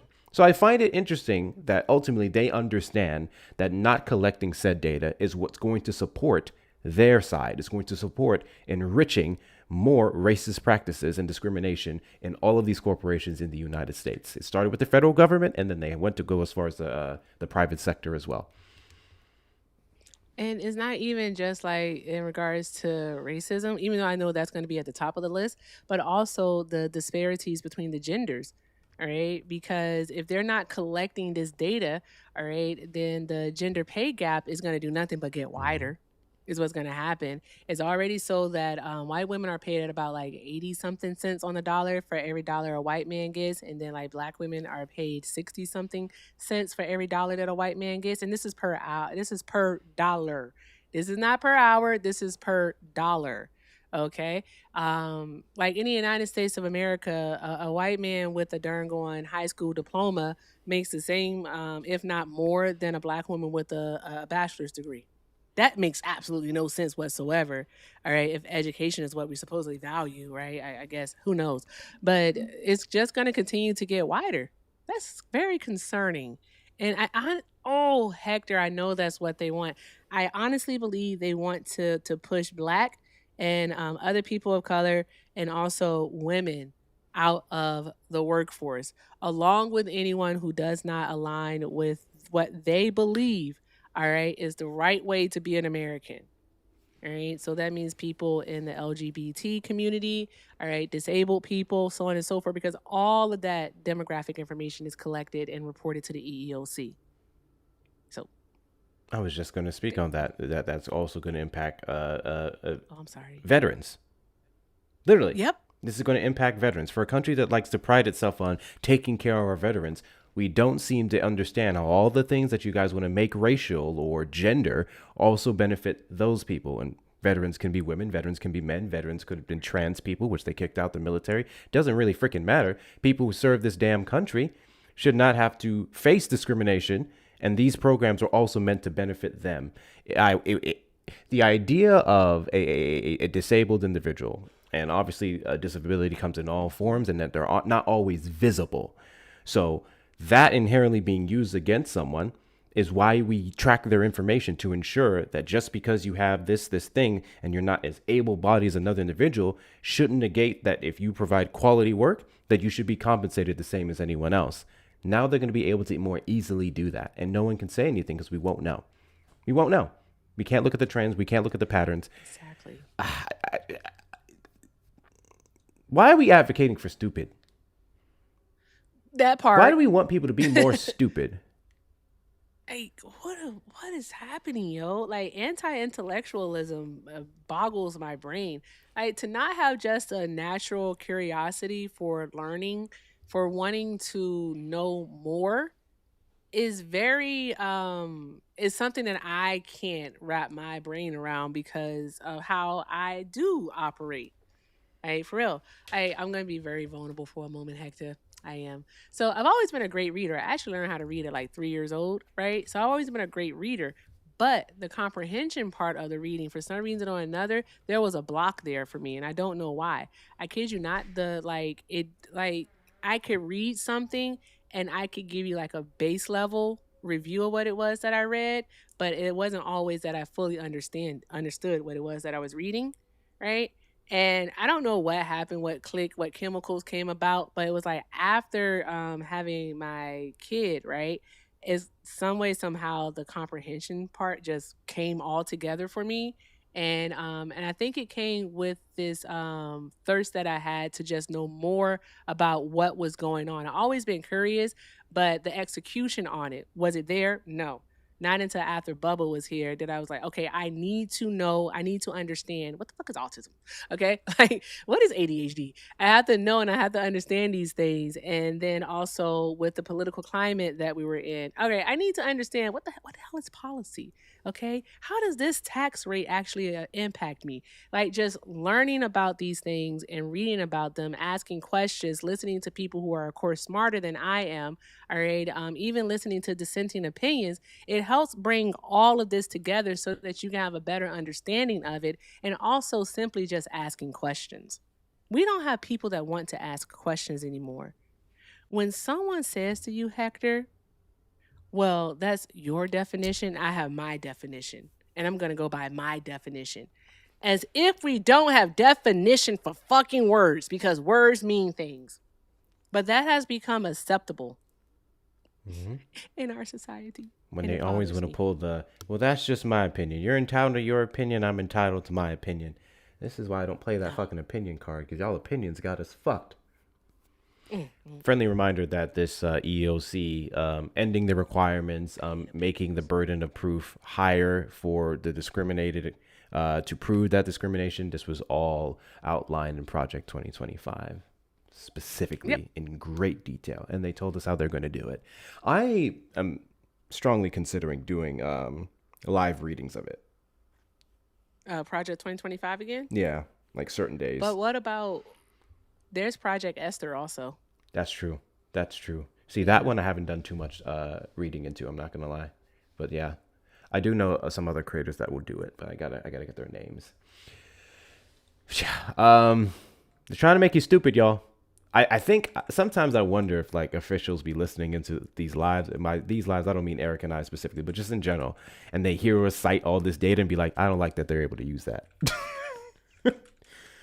Yeah, but the one thing that I always say about these things, because I remember this one time some friends and I tried to unfuck America, and talking to college kids about why they think the way that they think, right, and why they're supporting Trump, and a lot of them, of course, led to their parents, and also this thing to where a lot of them said that they were told, not to question adults, right, and I was like, always question. You'll learn the way in which to question authority, but always question it and always keep the curiosity about yourself, because your knowledge is something that they can't take away from you, right? Your ability to be curious, to have that inquisitiveness about yourself, they can't take that away from you. You don't ever allow anyone to dim that. Ask questions, all right? Be curious and don't stop. Asking why is okay. All right. I allow my kid to ask why. Sometimes just for shits and giggles, because I like being a black mom. All right. I like to throw in a because I said so. And then I go into answering the question. All right. I'm pretty sure my friends have heard that on the phone before. Okay. Because I said so. And then it's like, okay, let's go figure it out. But it's like, but shit, hey. All right. Don't be afraid to ask why. Right? Keep that shit, because they can't take your knowledge from you, man. Once you got it, you got it. Mm-hmm. Unless you're Trump and you get dementia. That part. But that's another story. They're gonna try. Don't let them do it. Don't let them do it. I got issues, Hector. Don't we all? Listen. That last part was so unnecessary. I think we could be honest. I think we can honestly be like, hey man, we may be crazy, but I'm at the point where I'm like, I'm not Trump crazy, so I'm not doing half as bad. That part, that's fair. All right, I'll take it. All right, then. I know that's a low bar, but anyway. That's what it is. So here's my next two stories. This one you guys have heard me speak about heavily for the last 2 days, especially yesterday. I was TikToked out yesterday. I was on everybody's panel. But it bugged me to my core. The attack on education. Actually, this is a perfect segue. The attack on education happening by this administration and many of our esteemed institutions, specifically in regards to the Smithsonian Museum. The director, I'm just going to say Hartig, because I think I'm getting this right. Her first name is Anthea, Anthea. I'm pretty sure it's Anthea, but I'm just going to say Hartig. The director, Hartig, had to already did it yesterday, showed up to the first one, has an additional subcommittee hearing this week where they're drilling them on promoting radical left-wing ideologies. So we're going to do quite a bit of reading on this one, and it's going to take some time. This is going to be, just stick with me, but it's a very important information. I'm going to do a quick reading of this. I'm going to eat gummy worms while you do it. That works. The director of the Smithsonian's National Museum of American History pushed back Tuesday against a recent White House report that branded the institution's leadership as radical activists who cannot be trusted. The testimony from Anthea M. Hartig came as President Donald Trump has engaged in a broad national effort to reshape the stories of America told by cultural institutions controlled or influenced by the federal government, and in particular to purge diversity, equity, and inclusion elements from those narratives. Many historians are alarmed by the revisionism. As we continue to fact-check the report, we unwaveringly attest that it does not fairly or accurately characterize the full body of work at the museum, Hartig told the House Oversight Subcommittee. There is always room for improvement, but I also know the beauty and inspiration and the expertise that lies in our collections, our exhibits, and our programming. So I'm going to play a clip here of, I'm trying to remember his name. His name's not worth a damn, but try to be accurate. Gill. Rep something Gill. I forgot what state he's in.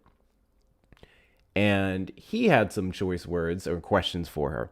And this is going to go into what I said earlier on in the stream about the misrepresentation of words and taking things out of context. You're going to see this on full display here. This is about a 5-minute clip, but you need to hear this and the response that I was able to compile afterwards. So let me get this started on here. All right, y'all bear with me. This is a doozy. You for holding this hearing and to the witnesses for taking the time to travel all the way out here. Director Hardig, thank you for being here. Would you say that the goal of history, even if it's not properly carried out, would you say that the goal of history is to be objective?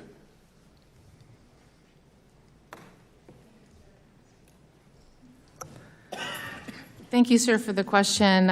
You know, I think that there are many goals of history, and certainly as you collect, as we do, examine evidence, create scholarship. Is objectivity one of the goals of history? We strive to be objective and nonpartisan and not based on any ideology. So it's one of the goals. Doesn't that seem a little bit concerning? It certainly does to me, because as part of this white supremacy document that your organization has promoted, objectivity is a core and defining aspect of white supremacy culture. Do you think that it's the goal of the Smithsonian Institution to promote white supremacy culture? Sir, do you mind sharing with me which document? It's white supremacy culture right here. This is part of the mass action toolkit that your organization has promoted for several years now under your leadership. Are you promoting a white supremacy culture at the Smithsonian? Am I promoting a white? Ma'am, is this a difficult question? No, sir. I'm just thinking about the mass action toolkit. We didn't develop it. But back to your question, no, we're not promoting any ideology. Does it concern you that your goal is objectivity? One of your goals is objectivity, and your mass action toolkit references objectivity as a defining characteristic of white supremacy culture? It's not our toolkit. It is your toolkit. You've been promoting it for quite some time. We did not come up with the toolkit, sir. But you've been promoting it. It is used as a reference, I believe, probably in 2019, 2020. Yes, under your leadership, it has been used as a reference. Is Mickey Mouse racist? Mickey Mouse is not racist. It's not racist. According to the Smithsonian Institution, one of your exhibits referenced Mickey Mouse as representing, quote, vestiges of longstanding traditions of blackface minstrelsy. Would you describe that as racist? No, the historical trajectory of the origins of Mickey Mouse tied directly so Mickey Mouse is rooted in racism. Is that your testimony? No, sir, it's rooted in minstrelsy. Minstrelsy, you don't think that blackface minstrelsy is racist?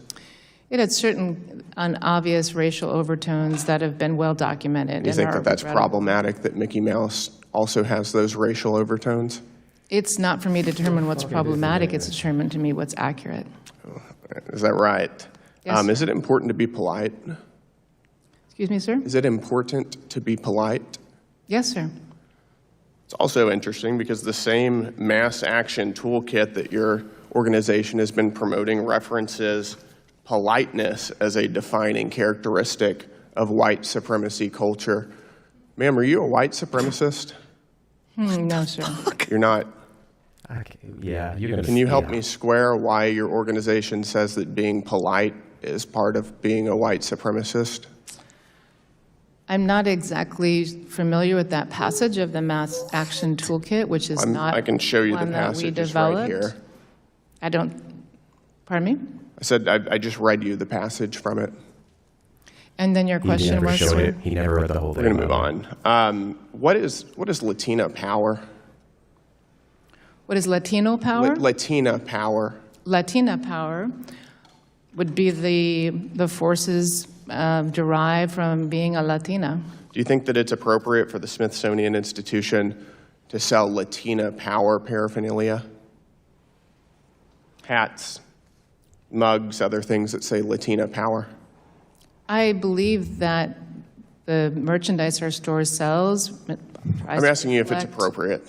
Tries to reflect the richness of the communities. So your testimony is that it is appropriate? Those are your words, sir. I'm asking you, is it appropriate to sell Latina power paraphernalia? It's a yes or no question. I don't have control over what is sold I'm in our asking you if it's stores. appropriate. I didn't ask you if you have control over it. Is I it understood you, appropriate? sir. I like your answer. Yes or no? But still. Again, we strive to represent all Americans, and including Is it in our appropriate? Yes or merchandise. no? We strive to represent all Americans in our museums, including in our merchandise. Is that right? My Yes, time's sir. up. Thank you, sir. What just happened? So, there's a few of these. I missed it. Who was that was speaking to her? Brandon Gill, if I'm not mistaken. Let me double check that Okay. representative's name. Yes, Brandon Gill. Here, good old Texas 26th district representative. Expected from a fucking GOP representative here. So, what I'm going to unpack is two things specifically. What the fuck was that? The first thing, these gotchas that he tried to pull, where he described politeness and objectivity as a defining trait of white supremacy culture, and tried to pull in a gotcha by saying if you're polite and objective, if you strive for those things, you are engaging in white supremacy. The second thing is going to be in regards to Mickey Mouse and racism. So let's start with the first and address overall what he was saying. The Mass Action Toolkit. This is an organization, Mass's museum as site for social action. They wrote a 232-page report that's been used by the Smithsonian and other museums as reference on how museums can be more inclusive, more accurate in their reporting, and not uphold white supremacist culture, not show preference or bias towards some of the dark parts of our history. And in this report, and you can find this on, what's the name of the website here? It's incluseum.org. In this report, I decided to do some keyword searches, and Mickey Mouse was not in any of them. In fact, I want you guys to see this in real time. I want you guys to see all this in real time. Let me adjust my page here. But yeah, if you do a keyword search, Mickey Mouse is nowhere in this report. So unless he was referencing a different one, I don't know what the hell he was talking about there. But I digress. We are going to do a keyword search now for objectivity. Oop, that's the wrong one. Hold on. And we're going to see what we find here. There's one there. The important part I want to get to is going to be right here. Right here. I'm going to read this passage here. This is on page 40 of the report. To create a greater understanding of the disconnect between espoused values and beliefs and actual behavior, Shine's third level of culture, basic assumptions, must be examined. Basic assumptions are actions and behaviors that, quote, have become so taken for granted that you find little variation within the social unit, end quote. These assumptions are hard to challenge within the culture. Often, basic assumptions are identified as okay, I'm kind of reading the wrong part. Here's the part I wanted to get to. Diversity educators Kenneth Jones and Tima Okun identify 13 facets of a culture based on white supremacy. Okay? Perfectionism, sense of urgency, defensiveness, quantity over quality, worship of the written word, paternalism, either-or thinking, power hoarding, fear of open conflict, individualism, progress is bigger/more, objectivity, and the right to comfort. None of these things in and of itself is what he's making them out to be. All right? And they explain with each and every one of those 13 facets what they mean. Of these, several pertain to the culture of many museums. A sense of urgency often makes it difficult to take time to be inclusive, encourage democratic and/or thoughtful decision-making, to think long-term, to consider consequences. Patterns of behavior, as tacit or basic assumptions, have inertia. Inserting the idea of inclusion into already formed work practices creates situations where new patterns of behavior have to be learned. Also, inclusion creates a situation where a wider circle of people are consulted to make decisions. This takes time. The sense of urgency in museums often creates a situation where inclusion seems to slow down the progress. The focus is not on the process. The focus is on the process, not the product that is enhanced by inclusion.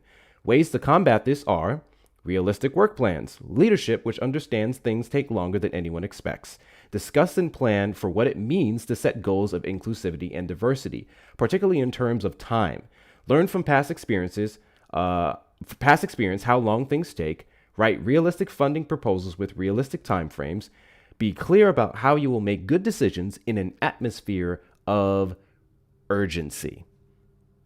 Now, sense of urgency, once again, was one of the 13 facets to describe white supremacy. They elaborated perfectly how it supports that claim.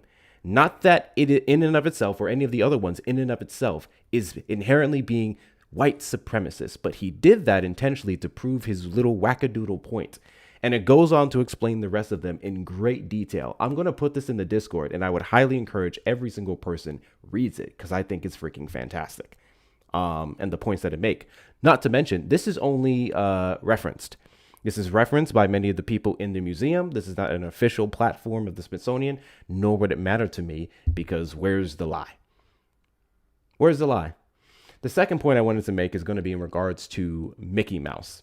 And this has long been a reference in the Black community that Mickey Mouse very much has some elements of racism involved, specifically in regards to minstrel shows and the depictions, the white gloves, the movements, the dancing, so on and so forth. And I actually am going to use a source here that contests the point to prove it. So this was a study that was done in 2023. Let me see if I can find my article here. Where did I put it? Yes. So this was done by Yeti. The name of it is Blackface Makeup and Mickey Mouse Character in the Context of Racism and Discrimination. And what this report did specifically is what they did contest is the direct correlation causation, saying the makeup of Mickey Mouse or the creation of the Mickey Mouse character in and of itself was due to racism or was founded in some antagonism of the Black community. That's what it contests. It does not deny itself the undertones. And I'm going to use that or make that point by reading this article here, this paragraph. When exaggerated movement aesthetics are mentioned, as those we've seen in minstrel shows, Disney Studios and the brand's mascot character Mickey Mouse come to mind. Considering the exaggerated movement structure of the Mickey Mouse character, it can be claimed that it has similarities with minstrel shows.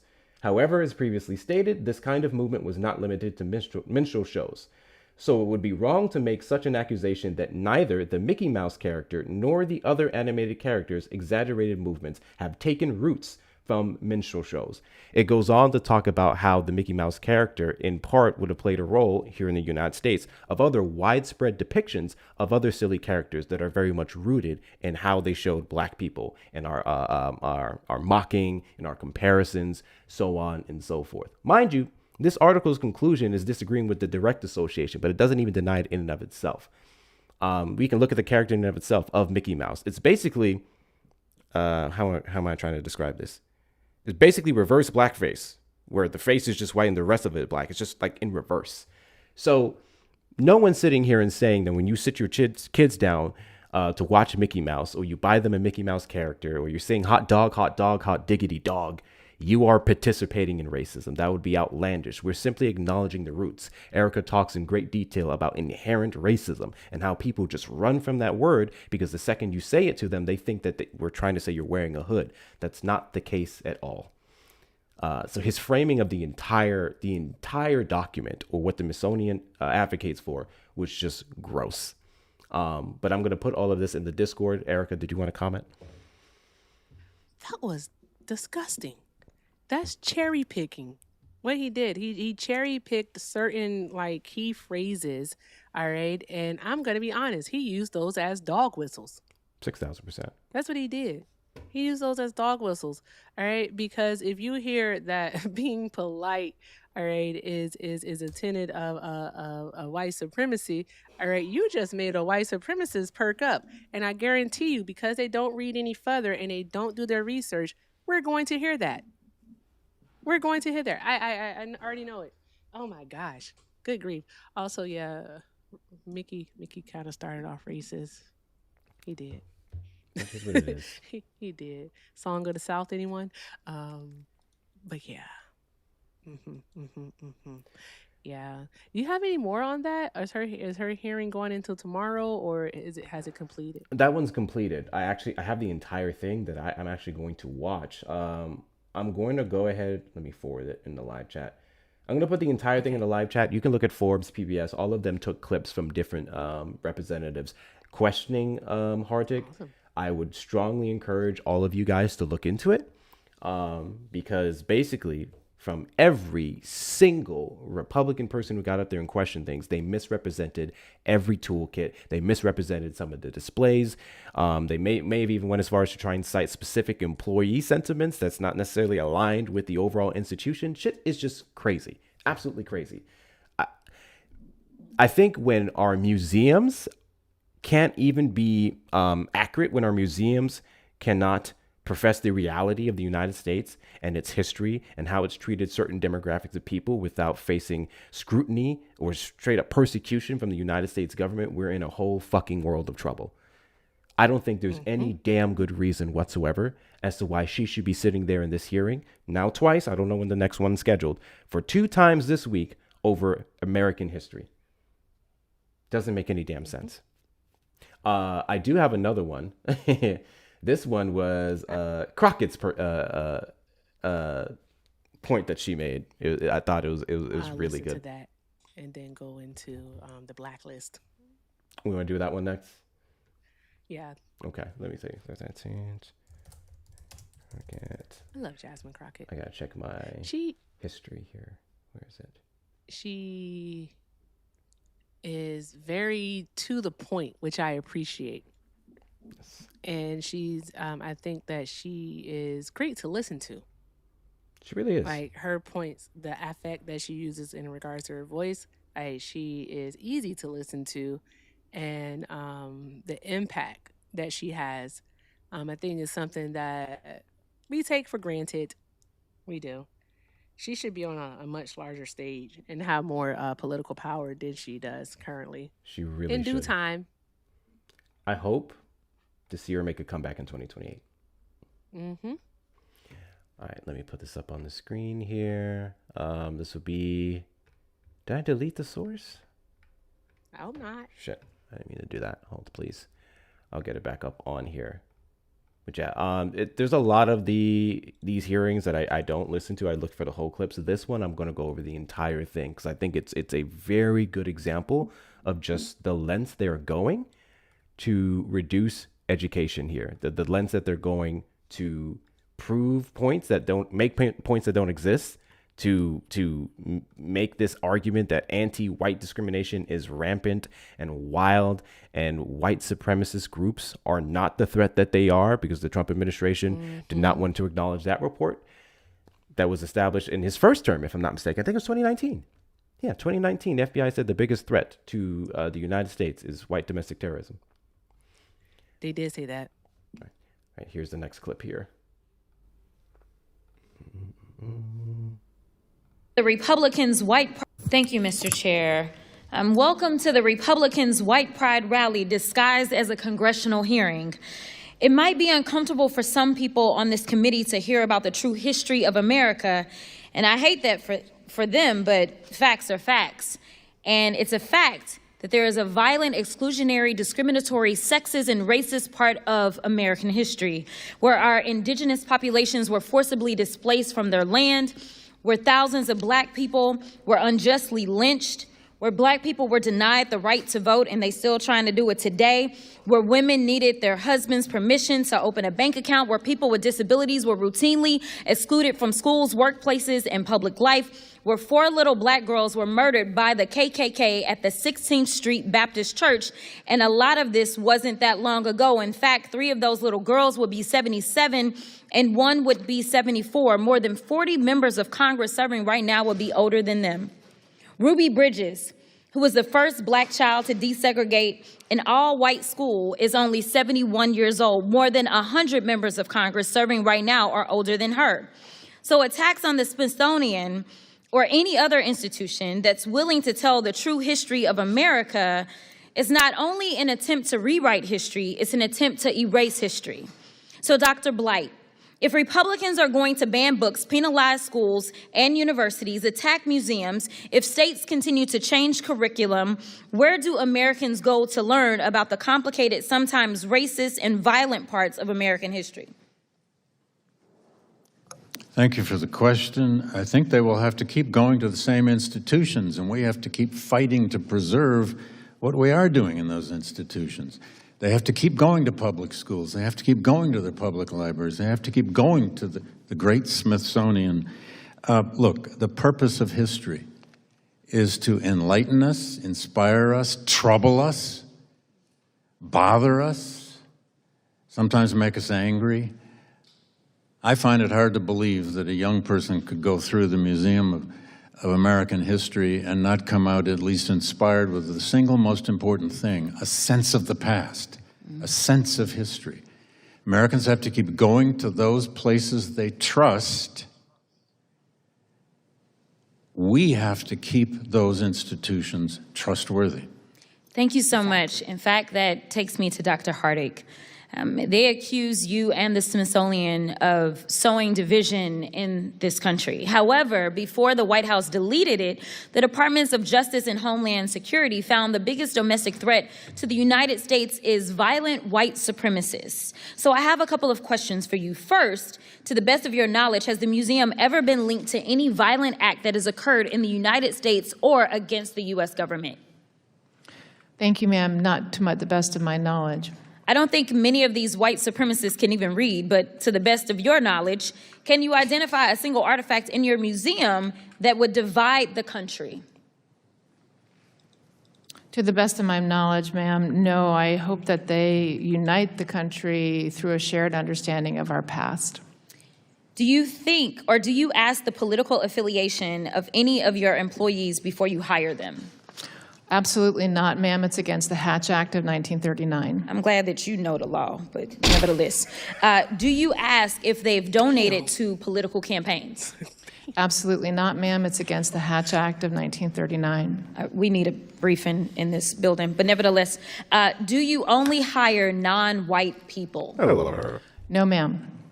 In fact, almost 60% of the Smithsonian's total workforce is men, and more than 50% is white. 90% of Smithsonian employees making senior level pay are white, and 60% of them are men. I don't understand this fetish that these white guys with fragile egos have with trying to feel oppressed. It reminds me of the same people MLK was referring to when he said, quote, they believe that American society is essentially hospitable to fair play and to steady growth towards a middle-class utopia embodying racial harmony, but unfortunately, this is a fantasy of self-deception and comfortable vanity.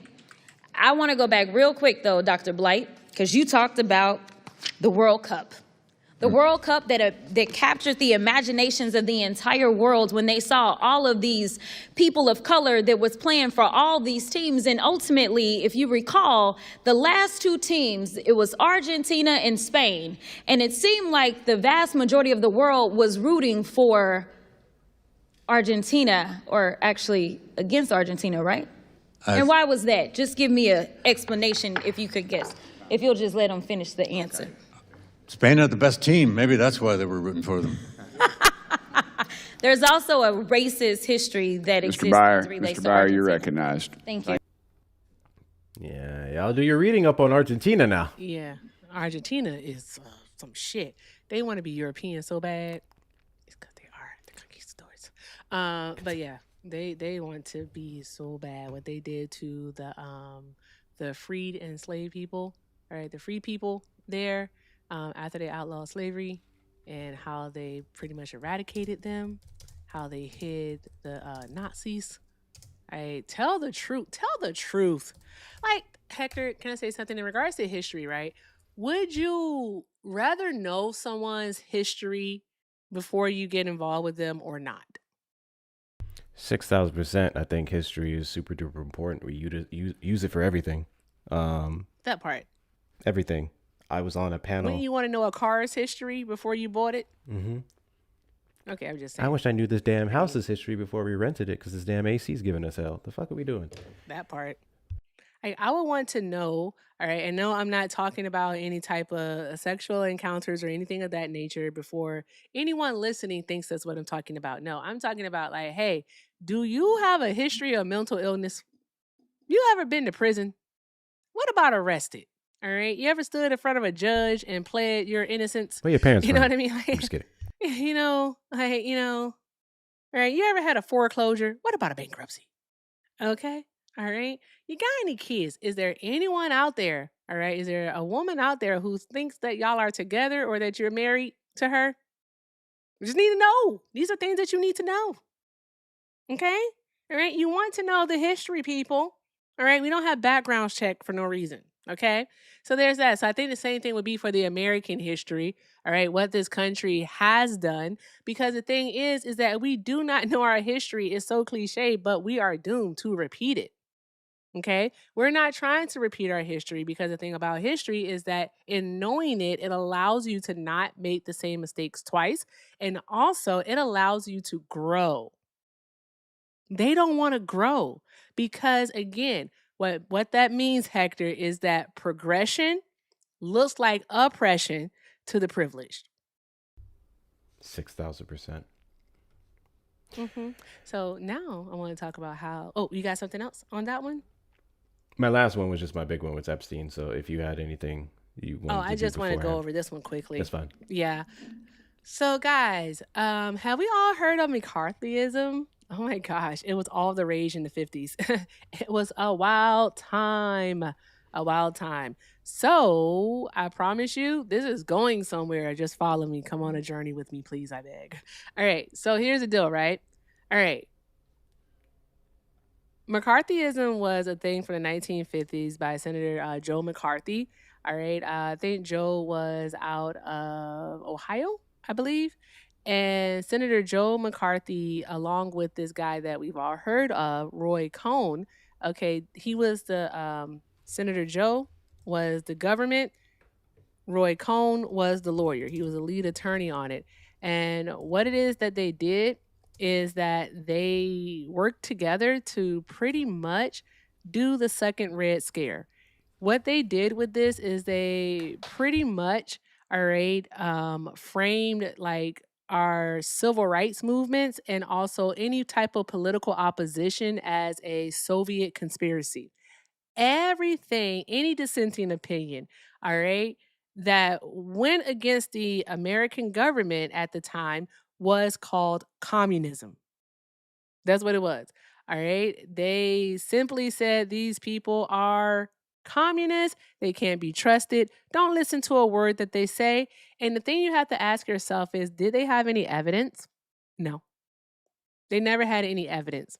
All right. But by painting, all right, by painting American citizens, all right, who were considered political rivals, dissenters, all right, opposition, however you want to call it, as Asians or fellow travelers of a foreign authoritarian threat, all right, because that's what they did. It's all about labeling for them.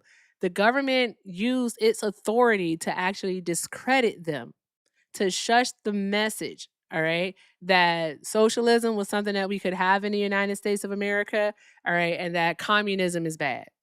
That's what they did. And what we also have to take into consideration is that during the 1950s was when the United States of America was on a tear to stop the spread of communism anywhere and everywhere. All right? Anywhere and everywhere. They this is when they did the intervention in Guatemala for the Dulles brothers, where they took over the agricultural business and they installed a dictator there who led to a 36 years long war, civil war, I should say, in Guatemala, where over half of the indigenous population in Guatemala was killed. Right? That's what happened. The United States says you're welcome. And they did that because of the simple fact is that it wasn't just to protect the Dulles brothers' financial interests in the banana business down there, but it was also because the leader at that time wanted to, and he was democratically elected, he wanted to nationalize industry there. So there's that. And then also what we have is, of course, we have Iran with the oil and also the stopping the spread of communism. So the UK was involved because the UK, all right, what they wanted was still to have that piece of the pie when it came to Iranian's oil. Shout out to BP, I guess. Ugh, good grief. And the United States of America did not like Russian influence in Iran. So what we did was we got rid of Mossadegh and we put the Shah back into place. And here we are today, guys. Here we are today, the Iranian Revolution in 79 through 81. And then this whole lie about them having nuclear weapons. What they lie. They lie so bad. All right. We have to, and that's why we need our history, because if we don't have our history, okay, what ends up happening is when these things come about again, just in a new outfit, right? We won't recognize it because we don't know our history. So what is happening today is that the Secretary of State, Marco Rubio, all right, along with the State Department, are using the same type of rhetoric and fear mongering to manufacture consent against any dissenting political party, political opinion, social justice, civil rights movements, anything. What they did is that there is a report that they released. This report is called Cuba, the capital of 21st century communism. Pretty fucking stupid, if I do say so myself. All right. What they have done here, all right, and this information is coming from Ken Clipperstein. All right, I hope I said that right. Ken Clipperstein. I hope that's Stein, not Steen, but Stein. All right. He wrote an actual article about this on his website. It's called After Political Terrorism Summit, U.S. names 43 American groups. What we're going to focus on right now is the blacklisting part in its relation to McCarthyism. So the thing is that during McCarthyism in the 1950s, what they did is that anyone that was seen as a detractor, dissenter, whatever, they were put on a list and they couldn't work. So it didn't matter if you were an athlete in the entertainment business as like an actress or singer, if you were a part of any type of political party that was against the current government. It didn't matter what your role was. You could be a shopkeeper. Like it didn't matter. You were placed on the blacklist. It actually affected people because I remember this when I was a kid. Paul Robeson, Mr. Bojangles. He was a famous actor during that time. He was placed on the blacklist, and it really hurt his career. Some kind of terrible. So I remember that. So that's what it did to people. And so here's the thing. What they did is that they put it's a 100-page report, and they made a list, and they have about 3 pages within this report dedicated to basically a blacklist. And they named quite a few people. A lot of the names are familiar. They're very familiar. And the DSA is one of them. The Democratic Socialists of America is one of them. And here is what they say. All right. This is from Ken Clipperstein himself. He says this. He says okay. My bad. All right. You good? Okay. All right. The implication is clear. Secretary of State Marco Rubio thinks there should be a modern day blacklist of the political left in America. In fact, the report explicitly mentions the blacklist McCarthy era investigations and prosecutions of the 1950s and their effectiveness at dismembering the Communist Party USA. Because the thing is, at the beginning of the 50s, the Communist Party had like over 70,000 members. By the end of McCarthyism, they were down to about 5,000. That's how effective it was. And the thing that I want everyone to think about is this, right? Is that if something was like so bad, so bad, right? If it was something that didn't work and it wasn't of no competition, of no thought, all right, if it wasn't important, do you think that they would actually go after it? That's what we have to think about. If it wasn't important, would they go after it? If communism or socialism, I'm going with social. If socialism posed no threat to our economic system, meaning that, and this is what it means. It means that, all right, that capitalism would end, that the rich would not be able to continue to exploit, all right, the working class. If it was not a threat, if people knew that it could actually work and the material conditions of people's lives would improve, do you really think that they would go after it? They know that it can work. They know that it can. And so that's why they go after it. In regards to the blacklist, it's a lot of names up there. Some of the names that are mentioned, I saw Hassan Piker's name first. They have Hassan Piker up there. Of course, we all know who he is. He is the streamer and the political commentator.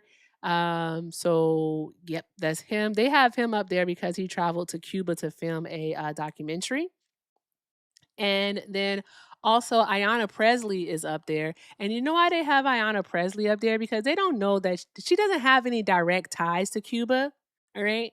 But they have Representative Presley up there because she praised Assata Shakur, who actually fled to Cuba.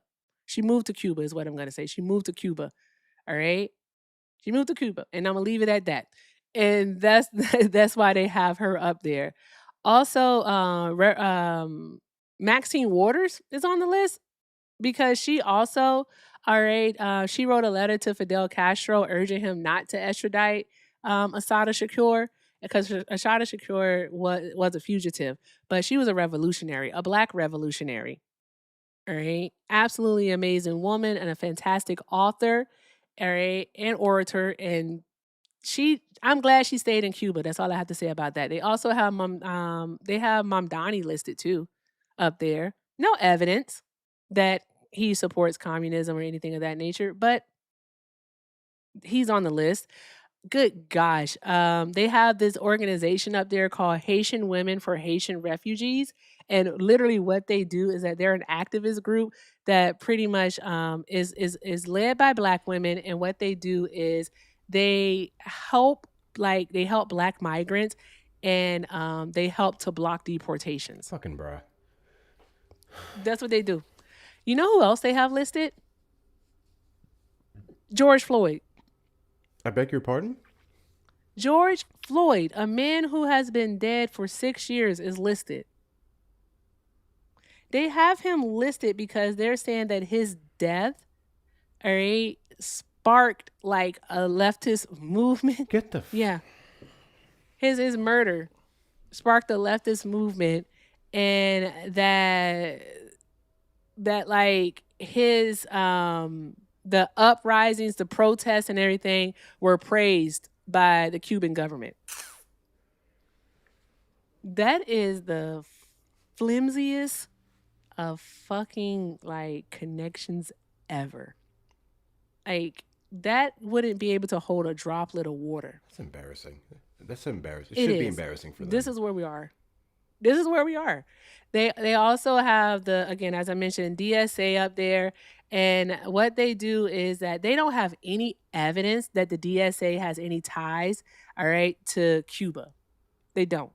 They don't have any evidence of that, but yet they're listing them just because of socialists. In my opinion, DSA are capitalists. I'm going to be perfectly honest with you. They operate still within a capitalist framework. They do. So there's that. But the thing is that because of the word socialist, and that's how they scare you, is they're on the list. They're on the list. That's why. And also Ben Cohen of Ben and Jerry's is on the list too. And last but of course not least, it's a lot more, and you guys can find the information within the report itself if you like to read it. I'll post it in the group chat. And also one of my awesome community members actually posted this Ken Klepperstein article already in the news section, and I want to shout them out because it is very friggin' interesting. It's just super duper interesting. It was Space Alien. They did it. Thank you, Space Alien. But yeah, they have Antifa listed. Antifa. The thing is that they note that Antifa is decentralized, but they're calling them a group. And all of these people are being lumped in as political terrorists. I want you all to know that. Political terrorists. that is very concerning when you put that type of label onto people. All right, because in the United States of America, once a person has been deemed a terrorist, there's so many of their rights that just go out of the window. So, and this is not new for the United States of America. The U.S. has always done this thing of manufacturing consent. All right. We just see it loud and clear for what it is now because we are aware. We know the history. So stay woke. That's all I got. I just like stay woke. That's it. You got anything on this one, Hector? It aligns with the report that came out. What was it? 1-2 months ago. Their counterterrorism efforts, where they explicitly named left-wing terrorism being this huge radical thing, and they want the ability, and they're looking for the ability, and they already have killed anyone that they've designated as such. This was all scary. George Floyd is what fucking killed me, because what? I don't. Yeah, nothing. Does anyone even know that nigga's political affiliations? I don't think anyone knows who he was affiliated with politically. No, they don't. But again, it's for them. All right. Of course, as always with most things with the Trump administration, it's just it's haphazardly done. They just throw things together and they do buzzwords, all right, to attract attention. And then what they do is they put it out there, all right, is more, what would K-Dot say? It's more red meat for the base. Mm-hmm. And they're going to eat this shit up. They're going to eat it up. And people who don't know any better are also going to eat it up. That's why it's so important that we not only like ask questions, but we also read so that we can understand these things. So we don't fall for the okie doke. This is very concerning. And this is just I kid you not, I already know that like something bigger is going to come from this. Oh, yeah. It's only a matter of time. Because they just reopened that the court that was established in 1996, the Immigrant Terrorist Court or something like that. It's an odd name. It's never been used, right? Not even during the Guantanamo Bay era, it wasn't even used. But they're looking to use it so that they can strip people of their citizenship status and also their legal status of being in the U.S. and get them out of here so they can deport them. Shit is insane. It's always something. Yeah. Stay woke. Read They your do books. want to lock us up. Drink your water. Oh, I'm sorry, Hector. Before you go into this one, because I know this one's going to be super heavy. It is. They can say any American citizen is a political terrorist if they have a dissenting opinion. That's literally what McCarthy was doing in the 1950s. And people were being arrested, people were being blacklisted, losing their livelihoods, and they can do it again. They can do it again. And yeah, that's it. And I don't think I really have like, my brain just went stuck now because I'm like, this shit is concerning. This is scary, dangerous times that we are actually living in, to where simply having a difference of opinion, which is supposed to be protected by the First Amendment, all right, can end you on a fucking list of being a political terrorist, which can set you into being put into prison under God knows what conditions, yet people can fucking hop on the internet and be anonymous and say all of the racist things to someone. And just because a person says their phone number, all of a sudden the person who said the phone number is in trouble. There's no consequence for the fucking racist. I don't understand this place. I thought it was all protected by the First Amendment. Sounds about white supremacy. Yeah, sounds about white to me. Because now, what was I going to say really quickly? As we're wrapping up the stream here, we have our last story. Get the likes up to 200K, those of you on my end. I'm calling y'all out. Sean was praising y'all the entire live up until lately. Do the good things. I appreciate y'all. And then we're going to be reading all of the thank yous afterwards. So I saved this for last because it is heavy and it was kind of rough for me to watch myself. And it's going to be coupled into a couple things, but it very much needs to be talked about. When it comes to Epstein and the allegations, the victims, the Trump administration protecting these individuals, we should never be quiet on this. You should never feel bad about being very loud. If this is the only thing you talk about politically, this is the main focus of I don't know, your advocacy, it's a big damn focus. Don't let these people try to put you into these holes of, well, what about Biden and Obama and all this? No one cares. The administration currently presiding over these files of obstructing justice for these victims, and they're covering up their own asses. But the first thing I want to play is going to be J.D. Vance. J.D. Vance got up on the Joe Rogan show and said everything that we already knew at the beginning, and then proceeded to say some other bits of nonsense that I really wanted to play for you guys here, because it's going to go really, really well, not in a good way, into the next two clips. So literally, this is about 10 minutes of clips that I have here, but it's going to be very important. It's going to be heavy. It's going to be in relation to sexual assault and everything else. So please, trigger warning. But this was J.D. Vance and what he said in regards to the files. Let me switch my thing over here. We mishandled the, but if people want to say we mishandled the Epstein release, guilty. We did mishandle, especially the communications of it. What do you think should have been done?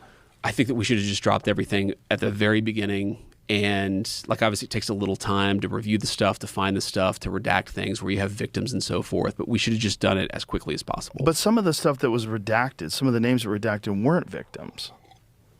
So yeah, I've looked into this and listen to this. That piss me off.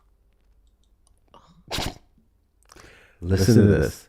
And my understanding of this, having looked at a lot of this, but not all of it, is that it is sometimes hard to draw a distinction between victim and co-conspirator. And like, let me highlight this in a very sort of obvious way. Ro Khanna, who's been one of the loudest voices on the Epstein file. Well, he became very loud on the Epstein files the minute Donald Trump became president, didn't seem to care about it during the Biden administration. He actually brought one of the Epstein victims, I think, to the State of the Union last year, or maybe it was the year before last. Well, like that victim, and I'm not saying she wasn't a victim. I don't know anything about her particular case. She was also listed as a co-conspirator in some of these documents, right? So there's an idea that some of the people who were engaged in the sex trafficking were also, facilitating it as well. So they were incentivized to get more girls. Yeah, but yes, that's right. But the idea is that it's hard to sort of, it's sometimes a little bit of a gray area between, some of the people who were alleged victims were also alleged co-conspirators. And so what DOJ tried to do was kind of make that judgment as best they could and release as much as possible. That's a crazy amount of fucking cope. First and foremost, if your justification for the victims who were or did have a priority and still should have a priority to be the only ones who stayed redacted in the release of those files, if your allegation is those victims were also the perpetuators, why is it that in the sections that display them as victims and goes over their abuse, their names were there, but in the sections to where they would have also been the co-conspirators, those ones still seem to be redacted? To justify the fact that they fucked up, that they put victims in harm's way and continue to protect pedophiles, they're now trying to conflate the two. Well, some people were one and the same. What? That has to be one of... That's bullshit. So now... to call a victim a perpetrator, I can't say the word right now, perpetrator, is fucking awful. I'm sorry. Good God. So, this is what I want to do. This is the wrong one. So I want you guys to tell me... Ooh, I'm going to have to crop a lot of this out. Hold on. I'm going to have to crop a lot of this out. TikTok's going to be weird. So I want you guys to tell me how this young lady, who recently did a exclusive interview with CNN depicting her abuse and is one of the people whose names were released to the public, I want you guys to tell me how you think she is a co-conspirator, and a victim. Report, an Epstein survivor speaking out publicly for the first time. Rosa Gillis is a former model. She's recounting in painstaking detail her years-long experience of abuse by Jeffrey Epstein. It was so unbearable that Rosa says she, quote, ran around New York City as a child trying to get an STD. She said she did that so that she could then infect and kill Epstein because she, quote, didn't believe the government would do anything to stop him. MJ Lee is out front with this powerful interview and Rosa's inspiring journey toward healing now. I will warn you, the story is graphic. Come on, pull-ups. Come on, Daniel, let's go.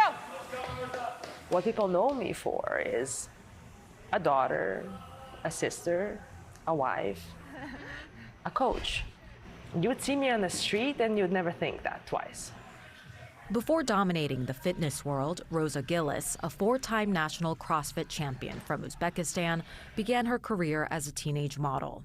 I was really tall and skinny, and I was like kind of awkward-looking girl. In 2008, Rosa signed a modeling contract with MC², the agency founded by French agent Jean-Luc Brunel. She moved to New York City in May 2009, and that summer, Rosa was sent to West Palm Beach for photo shoots at Jeffrey Epstein's mansion. Later that summer, as Rosa was struggling to book modeling jobs, Epstein made her an offer. Work for me as a secretary. What I was told, all I do is pick up the phone and say, Florida Science Foundation, may I help you? Unbeknownst to Rosa, Epstein had just pled guilty in Florida to soliciting prostitution from a minor. He was serving jail time on a work release program. The first weekend at Epstein's office, Rosa was asked by another woman to massage Epstein's feet. He gives me his foot, and I'm looking at his foot, and it has an ankle monitor on. He has a plastic thing wrapped around his foot with a black box on it with a blinking light, right? And I go, what is this? And he flips around and he goes, take off your shirt. I froze.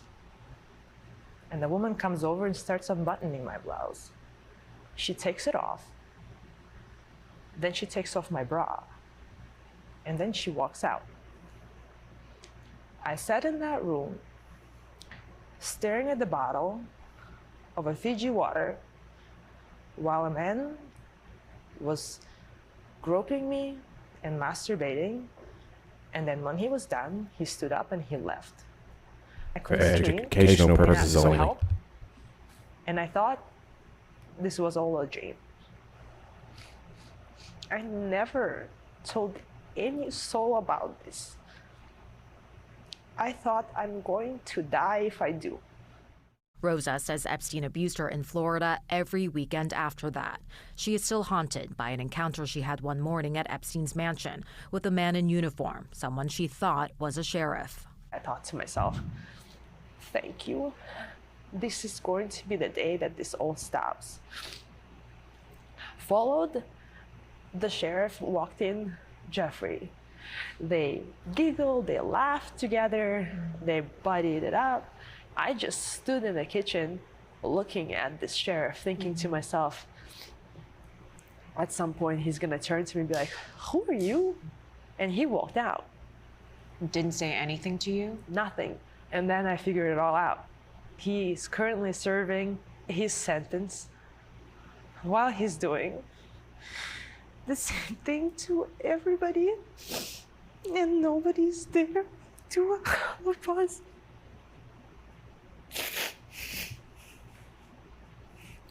He was wearing an ankle monitor. He didn't stop what he was doing while convicted.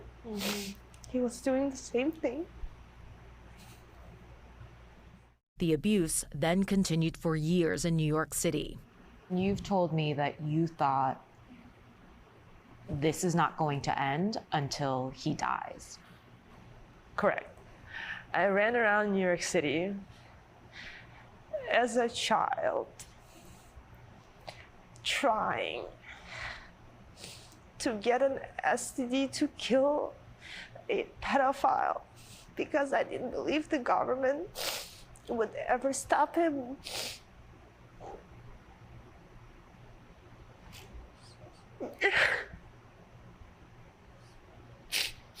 That wasn't my job to stop him. Rosa has also spent years wondering why no one at her modeling agency intervened, even as they saw her in distress. They saw me drink every night. I would just scratch myself until I bleed.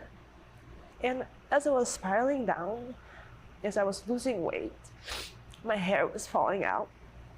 I kept this secret inside me for so long.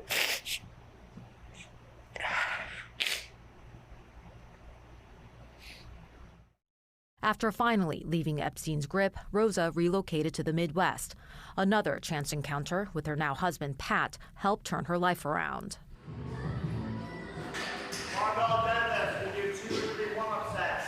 More than anywhere else, the beginning of Rosa's healing has taken place here, the gym she now co-owns with her husband. My happy place, right? She works primarily with kids and women, including fellow survivors. Until now, Rosa has only spoken briefly about Epstein's abuse in public. She said she is finally coming forward with her story for one reason. I hope somebody hears my story and finds themselves in the same place, would reach out to me and say, help me. Rosa's own recovery is a work in progress. As a survivor of something that horrendous, this is hands down the only reason I'm still standing here today. If I didn't find this space for me, I don't think I would have survived. MJ Lee, CNN, Madison, Wisconsin.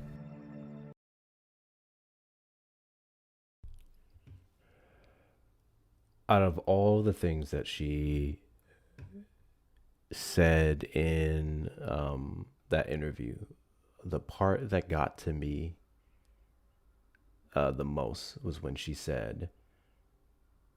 talked about going and trying to get an STD to take it back to Epstein because the government couldn't stop him.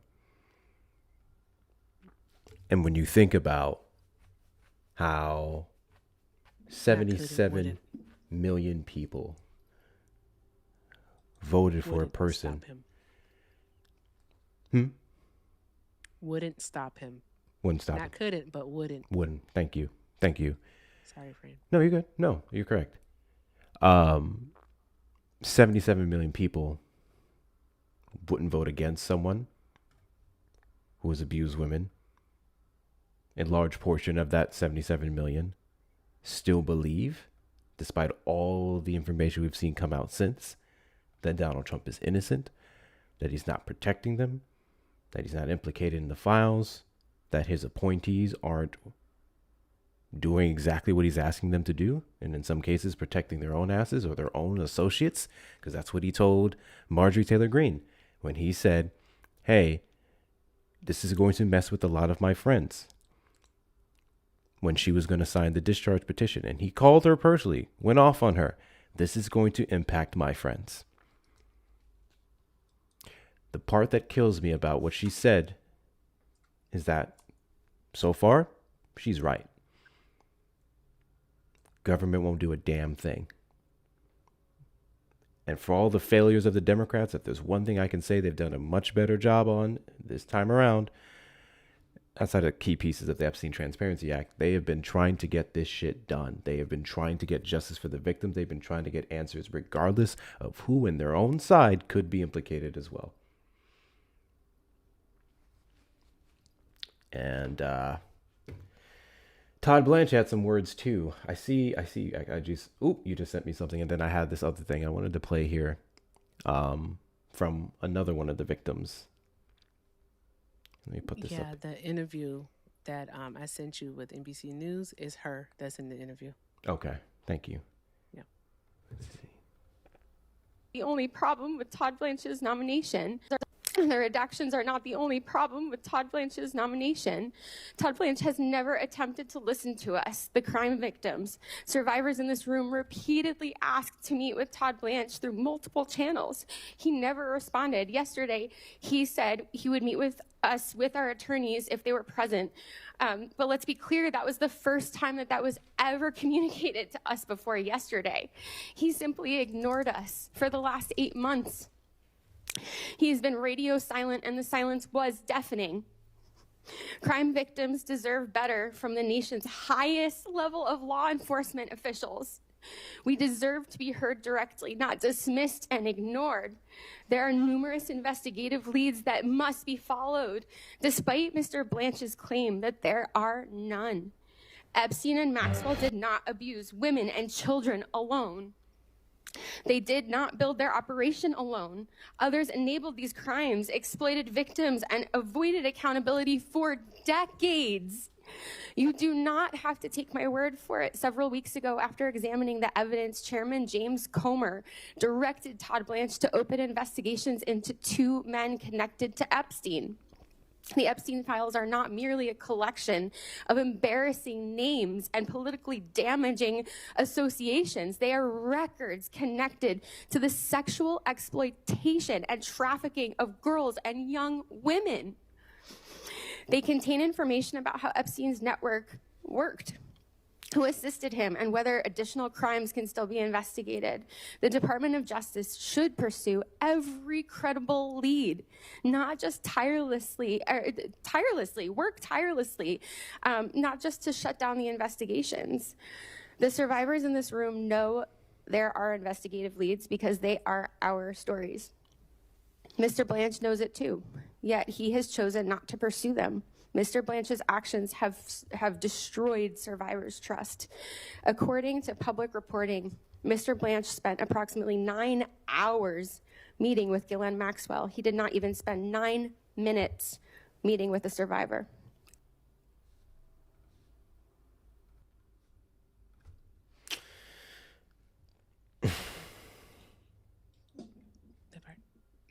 Release the Epstein files. He did finally meet with them. He did. During his after a Senate hearing, a day of Senate hearing confirmations, he finally did meet with them. And the same young lady that was just speaking, Danny Binsky, she also spoke to NBC News. Hector, did you want to play what she had to say? It's about 8 minutes long. We can talk throughout it, so TikTok. I'll play it. But okay. The reason why he met with them, or in part, I would say the entirety of the reason, honestly. I believe Tom Dillis, and there may have been another, explicitly stated that they would not vote for him unless he met with those victims. Mm-hmm. When he was asked specifically about why he hasn't, he said his lawyers advised him not to. He couldn't do it because of the legal implications. And then when it came to meeting them afterwards, seems like all those implications went out the window. I thought that was fascinating. And I wish I had that clip. It's not even just the implications of it going out the window. It's also the fact of the matter is that he has a massive conflict of interest because he's not protecting the interests of them as American citizens. All right, because that's who the DOJ is supposed to work on behalf of, is American people, is us, right? But he is truly working on behalf of Donald Trump. If you ask him who he works for, he will say Donald Trump. Just like Russell Voigt says that he works for the president, Blanche said that he works for Donald Trump. No, you work for the American people. And they don't seem to understand that. And that's where the conflict of interest therefore lies, because not only, all right, does he have this unyielding loyalty to Donald Trump to where he's going to protect Trump's interest, he used to be his attorney, his personal attorney. That's not okay. So if there's anything that comes across his desk, such as this, right, such as the Epstein files, such as a case from a survivor of Epstein's or anyone associated with him, Todd Blanche first thought isn't how can I help this American citizen, because that's my job, is, okay, how can I protect Trump? That's his first thought. He's not the right guy for this job. All right. And that's why I think that call your senators, because the senators are the ones that are going to have to vote on this. Call your senators. All right. And vote and tell them to vote no on Todd Blanche. Like, demand. All right. One of our listeners mentioned that, and I think is very, very important. So thank you very much for this. Please vote no on Todd Blanche. Tell your senator, nope. Because he doesn't deserve to sit in that position, because if he does, our interests, our civil rights, all right, our interests as Americans won't be looked out for. It's going to be all about y'all president.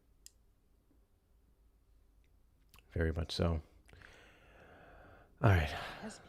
Play this one on here.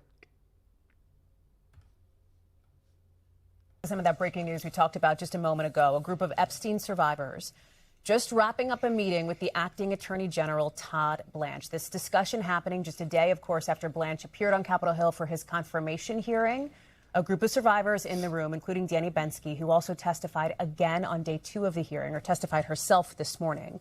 She is joining us now. She was in the room with Todd Blanche. Danny is familiar to our audience. You've been on the show before, and we're so glad to have you back. Thank you. And I just want to be transparent. You literally are right out of this meeting. Right out of this meeting, had a lot of big emotions. So just came off a little bit of a, not a little bit, but like a little bit of a crash and some tears. And so, it's a highly emotional moment here. Can you explain that a little bit? What was so emotional about this discussion? And I mean, it wasn't substantive. It was not productive. It was a lot of, I didn't say that. You should go back to the FBI, and things that we've heard before. And it very much felt like we were just taking the box off of the meeting, because, and I say that, and this is where I get emotional about it, was because we spent all morning in that hearing, and I felt like that moment with Tom Tillis was a real, glimmer, right? Where, okay, he was a human who saw another human, and party lines didn't exist in that moment. And he said, you have to meet with the survivors. And now Todd Blanche did that exact thing. He met with survivors, but did he actually take in any information that we said? Did he actually give us any sort of, I said multiple times, listen, we're just looking for a good faith commitment, because we've never seen this DOJ act in good faith ever. And what was his response to that? I mean, he basically was like, okay, you have to go back to the FBI and start over, and he couldn't. He was like, I can't commit to anything here. I can't commit to anything now. But it's like, yes, you can actually. You can commit to taking meetings with survivors. He did commit. The one thing that he did do, he did say that he would meet with survivors independently with our lawyers, but that we had to go to FBI first. But even that is just, it's so frustrating when you feel like you're continuously beating your head against the wall, and to hear that you have 6 million documents, you have 30 years of victims' testimony coming forward, and you're saying, oh no, you have to start from scratch. You have to go back to the jurisdiction that you were in and start over. It's just, it feels exhausting. And so it's kind of twofold, right? Where it feels like they're trying to tire this moment them with out. Tillis might be something where he saw us, but now I really worry that Tillis is going to see this. Sorry, get really emotional about this. I understand. I know. Because it's a lot. It's been a lot today for you. And just remind people you were on the Hill all morning. And then you went to this meeting with the Attorney General, or the acting Attorney General, who's up to become the next Attorney General. Your concern, it sounds like, is that Tom Tillis is going to swear him in? Okay, vote yes. Yep. He's going to vote yes. And you don't want him to. Thanks, Mike. See you next month. So you can get these delivered? It's literally water.com. Your favorite water brands, on schedule. I just still don't, my mind has not been changed that he will do what is best for the American people and survivors in this country. I think, if anything, it's made it more abundantly clear that he talks in circles, and he's good at talking in circles. And that's not what we need from our acting AG. We need somebody who's actually going to have some fight and some grit, and sit down with survivors and hear our stories and say, where are the credible leads? Let's find them. Great. Somebody that we can actually work together with. It's not partisan. Did he hear your stories today? Did you share any of your stories? What was the tone of this discussion? Oh, we had 30 minutes, and we started with, couldn't get the lawyers on the call, so we had 15 minutes of trying to there's a lot of the technicality stuff that happened. And then finally we did, start the meeting, and it just felt like, okay, well, we have a half hour air your grievances. Great, I met with survivors. And it's like, that's not what we're asking for. We are asking for investigations. We have been like, it's so exhausting to keep saying the same things. Like, America doesn't want to hear the same things over and over again. We just want action, and we're not getting any action. And it's just after a day where you feel like maybe there was a small glimmer of hope, and now we've ticked the box and we're moving on, and it just feels like it's just a lot. One of the things that he said this morning or earlier today on the Hill was about having staff members meet with you. He also referenced that in the hearing yesterday. Yes. Is that something, I assume staff was in the room? Is that a correct Yeah, and he did point us directly to I believe she's the head of sex crimes in the FBI. And so I would have to look that up. Ali Serrano's her name. But would you consider a meeting with staff, even if it's not the AG? Would that help? Today, no, because Tom Tillis was pretty, he said, meet with you, and we felt like we've been waiting 9 months, 8 months, How many times? We've talked about this many times. So many times, and we've reached out so many times, and then all of a sudden, when his promotion is on the line, all of a sudden, guess what? He comes through and says, okay, great, I'm going to meet with survivors. And it's like, it's always in self-interest. And I guess that's been at the heart of this the entire time, is that he always will act in self-interest first. He will always protect the people that he wants to protect and not the country. And that's the problem. And you didn't hear anything that would change your mind on that? I was going to ask you if you felt like this was a moment towards rebuilding trust, which I know in conversations with survivors and family has been an issue. Is there anything that you heard that gives you faith in what Todd Blanche could do as head of the DOJ? No, and I said it must have said it like 4 times in the meeting. Like, is there, like, survivors are looking for good faith. What can you tell us right now you will do? Because we and what did he say? Meeting, he would just spin it, He would just say, well, I can't commit to anything right now. Like, you're blindsiding me. You're coming in here, and this doesn't need to be a hostile meeting. Was it a hostile meeting? Not really. I mean, it was him saying, like, hey, I've never said those things. When I'm like, we've literally seen you on camera. Like, we could find news clips of the things that we were talking about. Like, So this is combative, perhaps? Like, he took like the very like, oh, listen, like, I see you, I hear you, your concerns are valid, and then would like turn up. But I never said that, and it's like, it's a lot of gaslighting, to be honest. So what do you want people to know? I mean, we have talked about your advocacy efforts in the past and how deeply personal this is for you and how difficult it is every time. Yeah. And so I think to people who are seeing your emotion, I mean, that's part of it. Highly emotional day. Yeah. Like, what do you want people to know? What's your message to Americans now here moving forward? I think we deserve a country where our government is on our side and on the crime victims' side. And I just feel like we're not going to see that from AG Blanche. Like, he said it yesterday with that slip of the tongue where I am Trump's lawyer, or I was Trump's lawyer. He very much is still in the best interest of Donald Trump. And after today's meeting, I mean, I don't think there's a single survivor that walked out of that meeting feeling like anything was accomplished and feeling even a sliver of feeling human and good. And it's just more of the same, right? So I hope that from this moment, there's so many thoughts swirling in my head that I'm not sure where it goes from here, but I really do hope that we can find a way to the investigative leads. If it takes going back to the FBI, we'll do it. I think many of us... You will take that step. Yeah, okay. I think a few of us will. I can't say for everybody, but we shouldn't have to, and I think it's absolutely ridiculous. But I think at this point, we're so far into all of this that... you have to put your money where your mouth is sometimes. So, whatever I need to do, tell me process and I'll do it. You mentioned President Trump. Did he come up in the meeting at all? No. Okay. No. Danny, we are so grateful to you for your time. So again, literally from the meeting straight here, and I know that's a lot, and we're so grateful to you for sharing that and for shining a light and being transparent about the process. Appreciate you. Appreciate you. This was Todd Blanche in the meeting with survivors. Mm-hmm. We are deeply sorry. We're sorry. We're sorry. We're sorry. Sorry. We're sorry. We're sorry. Hector, please. That's all I got. It was so fucking disrespectful. He could have kept that meeting to himself. I think it was just so disrespectful to the survivors to do that. Like, you finally meet with them after being told that, you know what, you won't get a job if you don't meet with them. That's disgusting. It should That tell you is so everything you need to disgusting. know.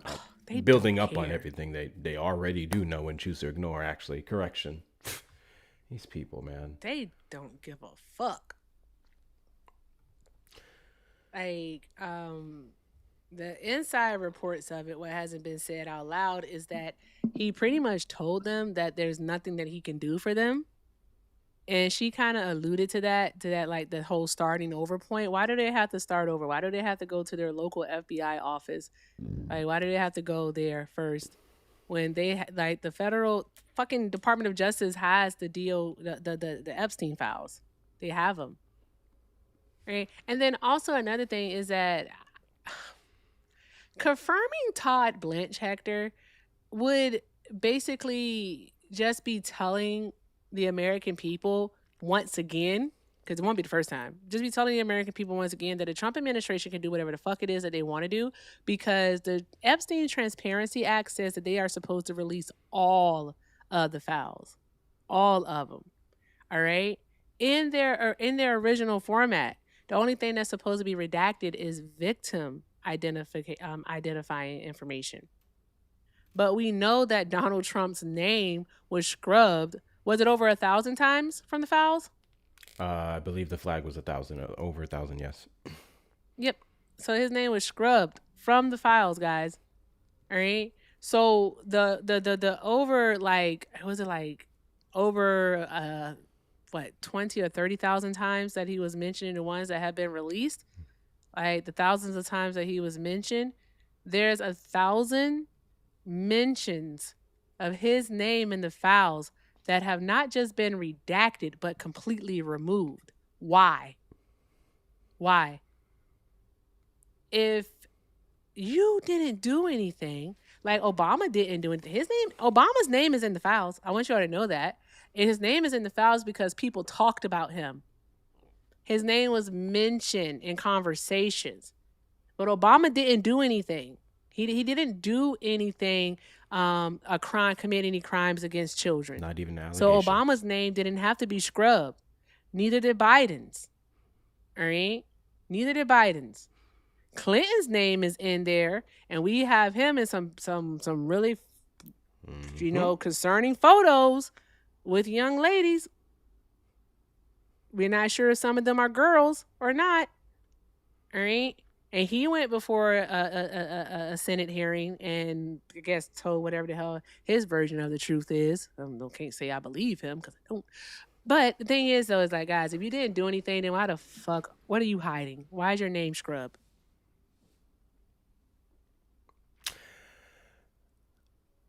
I find it interesting that when Pam Bondi testified in the closed meeting that will never be available to the public, that fucking disgrace that was, she said, I directed Todd Blanche to do everything. I put it in his hands. She passed the blame because she was out of it. Mind you, everything that Pam Bondi did was under the orders of Donald Trump.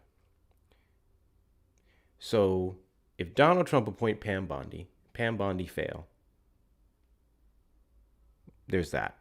If Pam Bondi and the handling of the files was all Todd Blanche, according to Pam Bondi, why would we appoint him now to handle it?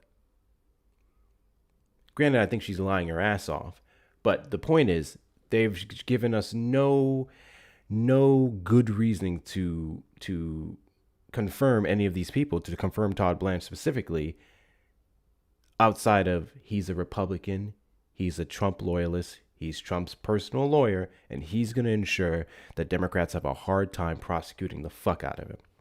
That's it. That's it. But, shout out to all the victims. Shout out to all the survivors. These are very strong women. Everyone who's come forward, and the people who have not. Shout out to every fucking one of them. Maybe one of these days we'll get some justice for y'all, but it's not going to be under Trump, apparently. You got anything else?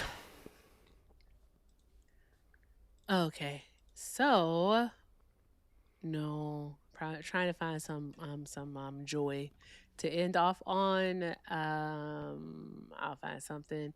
And then I tell you this.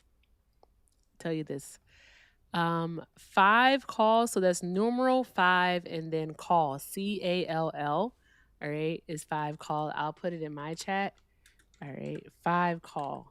All right. It is a site and also an app that you can use to easily like reach out to your state representatives. So like your senators, your congresspeople. All right. It's going to get where you live and it'll make it easy for you to email them and also to call them. And I say call your senators because they're handling the confirmation of Todd Blanche. Call your senators and tell them to vote no on confirming Todd Blanche. He should not be our U.S. Attorney General. The conflict of interest is far too acute because we know that he's working specifically for one person, and it's Donald Trump. So please call and demand that your senator vote against confirming Todd Blanche. Yeah. Also, another thing is that the House is moving forward with the bill, the $95 million reconciliation bill, the Recon 3.0. They're moving forward with that. They'll be holding a vote on that, if not today, then tomorrow, I do believe. So it's a coming. Oof. The bill that's the extra money for the Pentagon. It's a lot. It's a lot happening at once. Yeah. That actually came up while we were talking about came up right after we stopped talking about Hegseth. The second that gets approved, we're going to see some escalations and also inflation raise. I find it interesting, specifically for the individuals who criticize the American Rescue Plan. We didn't need that bill. That's why inflation hit 9.1, 9.2%. Okay. So what about this one then? What about this reckless spending? As admittedly, Donald Trump, fuck Donald Trump, the cooling of the war from the previous month was able to bring down inflation from the 4.2% it was in May to the 3.5% it is now. This is all going to be undone come next month. Yeah. I want you all to know that escalations, war crimes are what's going to happen. They're going to have the money to do it. All right? 18 service members are already dead. You know, this motherfucker bragged about how many people have died in the war. Sounds about right. Did you see that? I didn't see it, but not surprised. You didn't? Oh, shit. I have to show that to you. I'll show it to you. But yeah, he bragged about how many people died. And guess what? Guess what he included as a war? What? Venezuela. What? Venezuela. Yes, Venezuela. He included Venezuela as a war and said 0 died. As if like that's some like I don't know what the fuck is wrong with him, man. That shit didn't make any sense whatsoever. I'll get it for you. If someone has it and can send it to me fast, that's why we need producers. Send it to me fast. I'll take it. But yeah, Is it that in a was video? crazy I'll work. find it. Is it in a video? Nah, it's one of his true tweet? social posts. Okay. Yeah, he said because he did it by days and how many people have like died is how he did it. Yeah, he did Venezuela one day and then he said 0 died. But he tweeted this, of course, overnight because it's fucking nuts. He said, from this point forward, anytime the Islamic Republic of Iran shoots at a ship in the Strait of Hormuz, I hope he spelled Hormuz right, I can't see, whether it be by missile, rocket, drone, or any other device or weapon, the United States will bomb and destroy one bridge or power plant, including those located next to or in the capital city of Tehran. Thank you for your attention to this matter. War crimes. War crimes. You do know that we did bomb desalination plants, I believe in southern Iran over the weekend. And I think like over 10 towns at least have gone without clean water because of it. Yep, I did see that. When did he make this post? Yesterday. Okay, I can find it on his account then. Let's see, essential.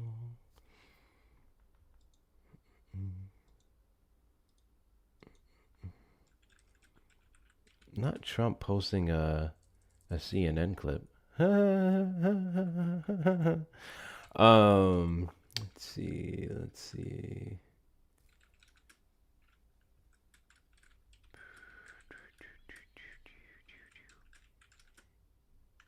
This man is losing his mind over the Arizona GOP primaries.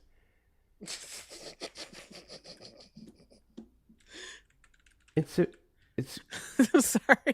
He really thinks that it was a fucking race, bro. Like, it wasn't. It was not an actual, like, election, bro. It was just a primary. You were choosing your candidates for the ballot. He's so stupid. Stupid. You know how I feel about stupid people. This is like back to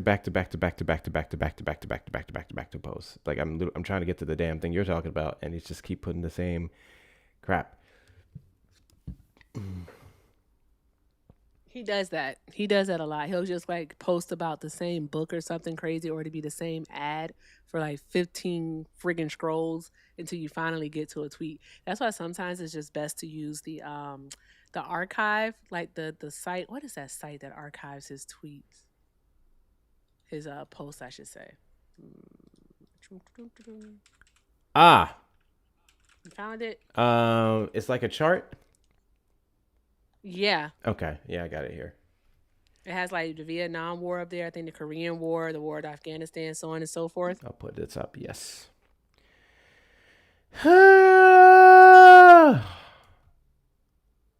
That's your president. Excuse me? I said, that's your president. Right here.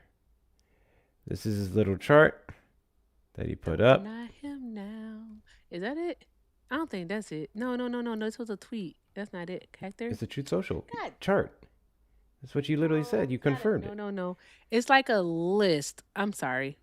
That's wild. What the hell is it? I literally said chart, and you they said can't delete it. I'm sorry. I wish I would have saw. Oh, I found it. It's right here. Okay. I'll see you. I see it here. Afghanistan War, 20 years, 2,000 dead. Iraq War, 9 years, 4,600 dead. Vietnam War, 19 years and 5 months, 58,220 dead. Korean War, 3 years and 1 month, 36,574 dead. Venezuela War, 1 day, 0 dead. Iran military conflict. I love how he switched this one to conflict. 4 months, 18 dead. I don't think this isn't the flex he thinks it is.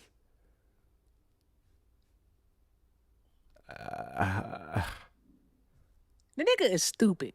Okay, Hector. What else? I know that anyone listening to this is wanting some, witty, eloquent response to this. No. The nigga is stupid, okay? What are we supposed to do with that? Like, what? What are you talking about? You were supposedly the peacetime president. That's what you touted. You always talked about how there were no new wars during your first term.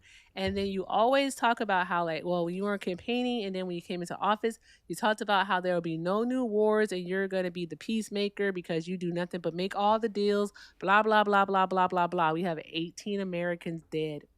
All right. That's more, sadly, all right, because a life being lost is sad no matter how you look at it. Mm-hmm. That is, though, more than the 13, all right, American service members who died in the Afghan pullout in 2021. There's that. So what the fuck are we doing, Trump? I wish they would have, like, regular citizens interview him. Wouldn't that be great? Oh, my gosh. If I interview Donald Trump, I just hope y'all put something on my bail money. I was just finna say. All right? I just want you to put money on my books. Fuck bail money. Just put some money on my books, okay? All right? Because I'm going to say something, and the next thing you know, I'm a political terrorist. All right? I'm in jail. I'm standing trial. I'm going to the Supermax prison in Colorado. Good God. No. What Jerry say? Mashallah. Yeah. I'd be cooked. I'd be definitely cook. I'd be cooked like fuck. Because I'm not finna be one of those suit and tie guys. So what do you mean? But no. And I would ask him the tough questions like, "Why are you always lying?" He would leave. He would leave. He would do what he did with the Meet the Press one when he was pressed on proof of election. Yeah, he would just get up and leave. Oh yeah, he'd just get up and leave. The first question. I came out here in the rain, and I'd be like, "Did you get your hair wet?" No, sit your ass down.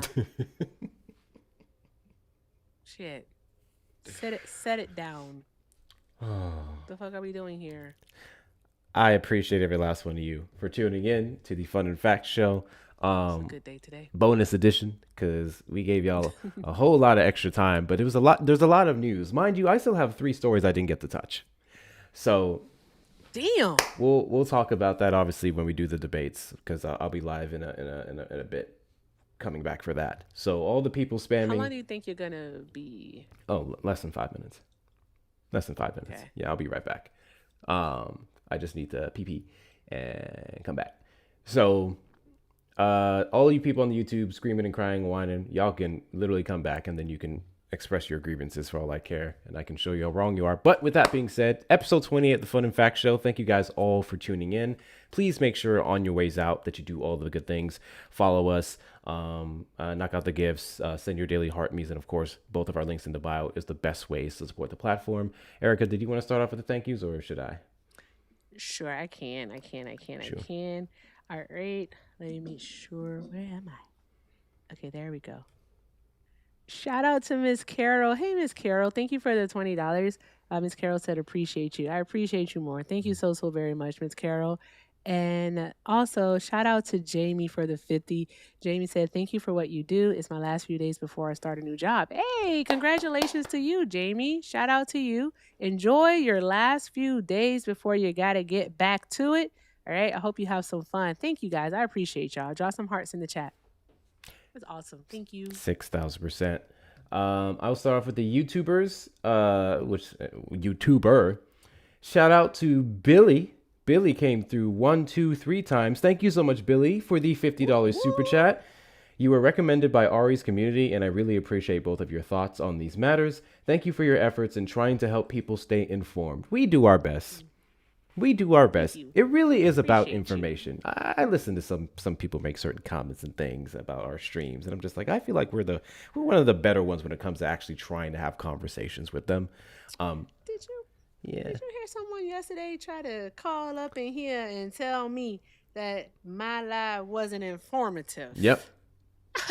I said, you don't listen. That man never been in your live before until that day. Ever. Wait, that was the 5-minute, 8-second rambling ass nigga. Yes, I gotta clip it for you. Man, yeah. we waiting. I'm telling you. You gotta get that up there. I promise I'll clip it. Because I'm not going live today. I'll post it today. Okay. And thank you once again, Billy, for the additional $50 super chat. Children experience fear. I know what this is reference up when we were talking about being out to be in everything. Children experience fear of missing out at a worrying rate, and it makes it difficult to not to. They also do not have the faculties to make those good decisions. Exactly. That's where the parent's supposed to come in. Mm-hmm. That's where the parent's supposed to come in. Even as a teenager, you're supposed to be an advisor there, and you should have that relationship to where they listen to you and they respect you. And if you don't, you failed somewhere. I don't know what the fuck else to tell you. Thank you so much, Billy. Once again, God damn, Billy, thank you so much for showering on us today for the $50 super chat. Damn. Gosh dang, yes. Please, disabilities are not immediately visible, and it's incumbent upon us as a people and a society to take care of those folks. Message.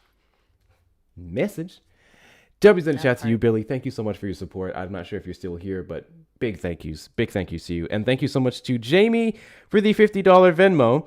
Glad to see you again. Yeah, Sunday was rough. Here's hoping to another great day and changing minds. I'd like to think so. Also, shout out to Ari for sending Billy over here. Thank you so much, Jamie.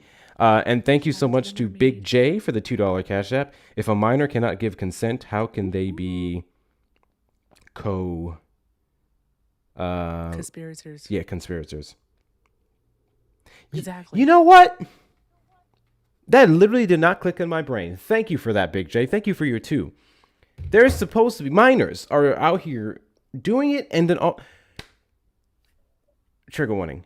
If minors are the co-conspirators, because they were forced to, they were coerced to do things to each other. That part. I'm gonna have to put that on my background, because I really need more people to acknowledge how fucking gross JD Vance's comments are, like horrible. Because I didn't even think of that. I think that you should make a video on that one. I think I do actually. I think I do. It's been a minute since I've done a video that wasn't a live clip anyway. I have so many. I'm behind. Yeah. Anyway. I always have like a whole bunch of ideas, but the execution, because my brain. All right. I found a video and I'm going to see. I don't know what it is. It just looks happy. And I know I like joy. So I'm about to figure out what this is. Are they singing Queen? Oh, that'd be so awesome if they're doing Queen. Heck there. If they're doing Queen, I'm going to lose it. I paid my dues. Not that one, though. Okay. One moment. Let me see. Okay. I was doing this on. Here we go. All right. You might have to clip this, but we'll see what happens. Maybe 1 second. I ain't going to show the whole thing, but I'll show the whole thing, if you know what I mean, because... It is Queen. He's just a poor boy from a poor family, sparing his life on the storms of city. I want y'all to see it. I don't care. I was supposed to. You just got to cover all the identifying things. Start over. Oh, they were so happy. Niggas love Queen. Why they stop? They should have got to like the Figaro, that part. And then like they should have told the whole thing. Okay, I gotta find more. Yeah. All right. How long is it gonna take for you to start your live? If it's like under 10 minutes, I can stay on and I said 5 or less. shoot Yeah. the breeze. I just gotta go. Oh, okay. You know I wasn't listening. Peace out. My bad. YouTube, thank y'all so much for being here. I'm gonna end you first. Like I said, literally 5 minutes or less. We'll be right back with Defend the Indefensible, so y'all can come back on for that stream. I do not intend for it to be long. I always say that, but we'll see how it happens. But we'll be back in a moment. Thank you all for being here. Thank you for your likes, your shares, your comments, your subscriptions, your super chats, your super stickers, and your memberships. We'll be back in a few.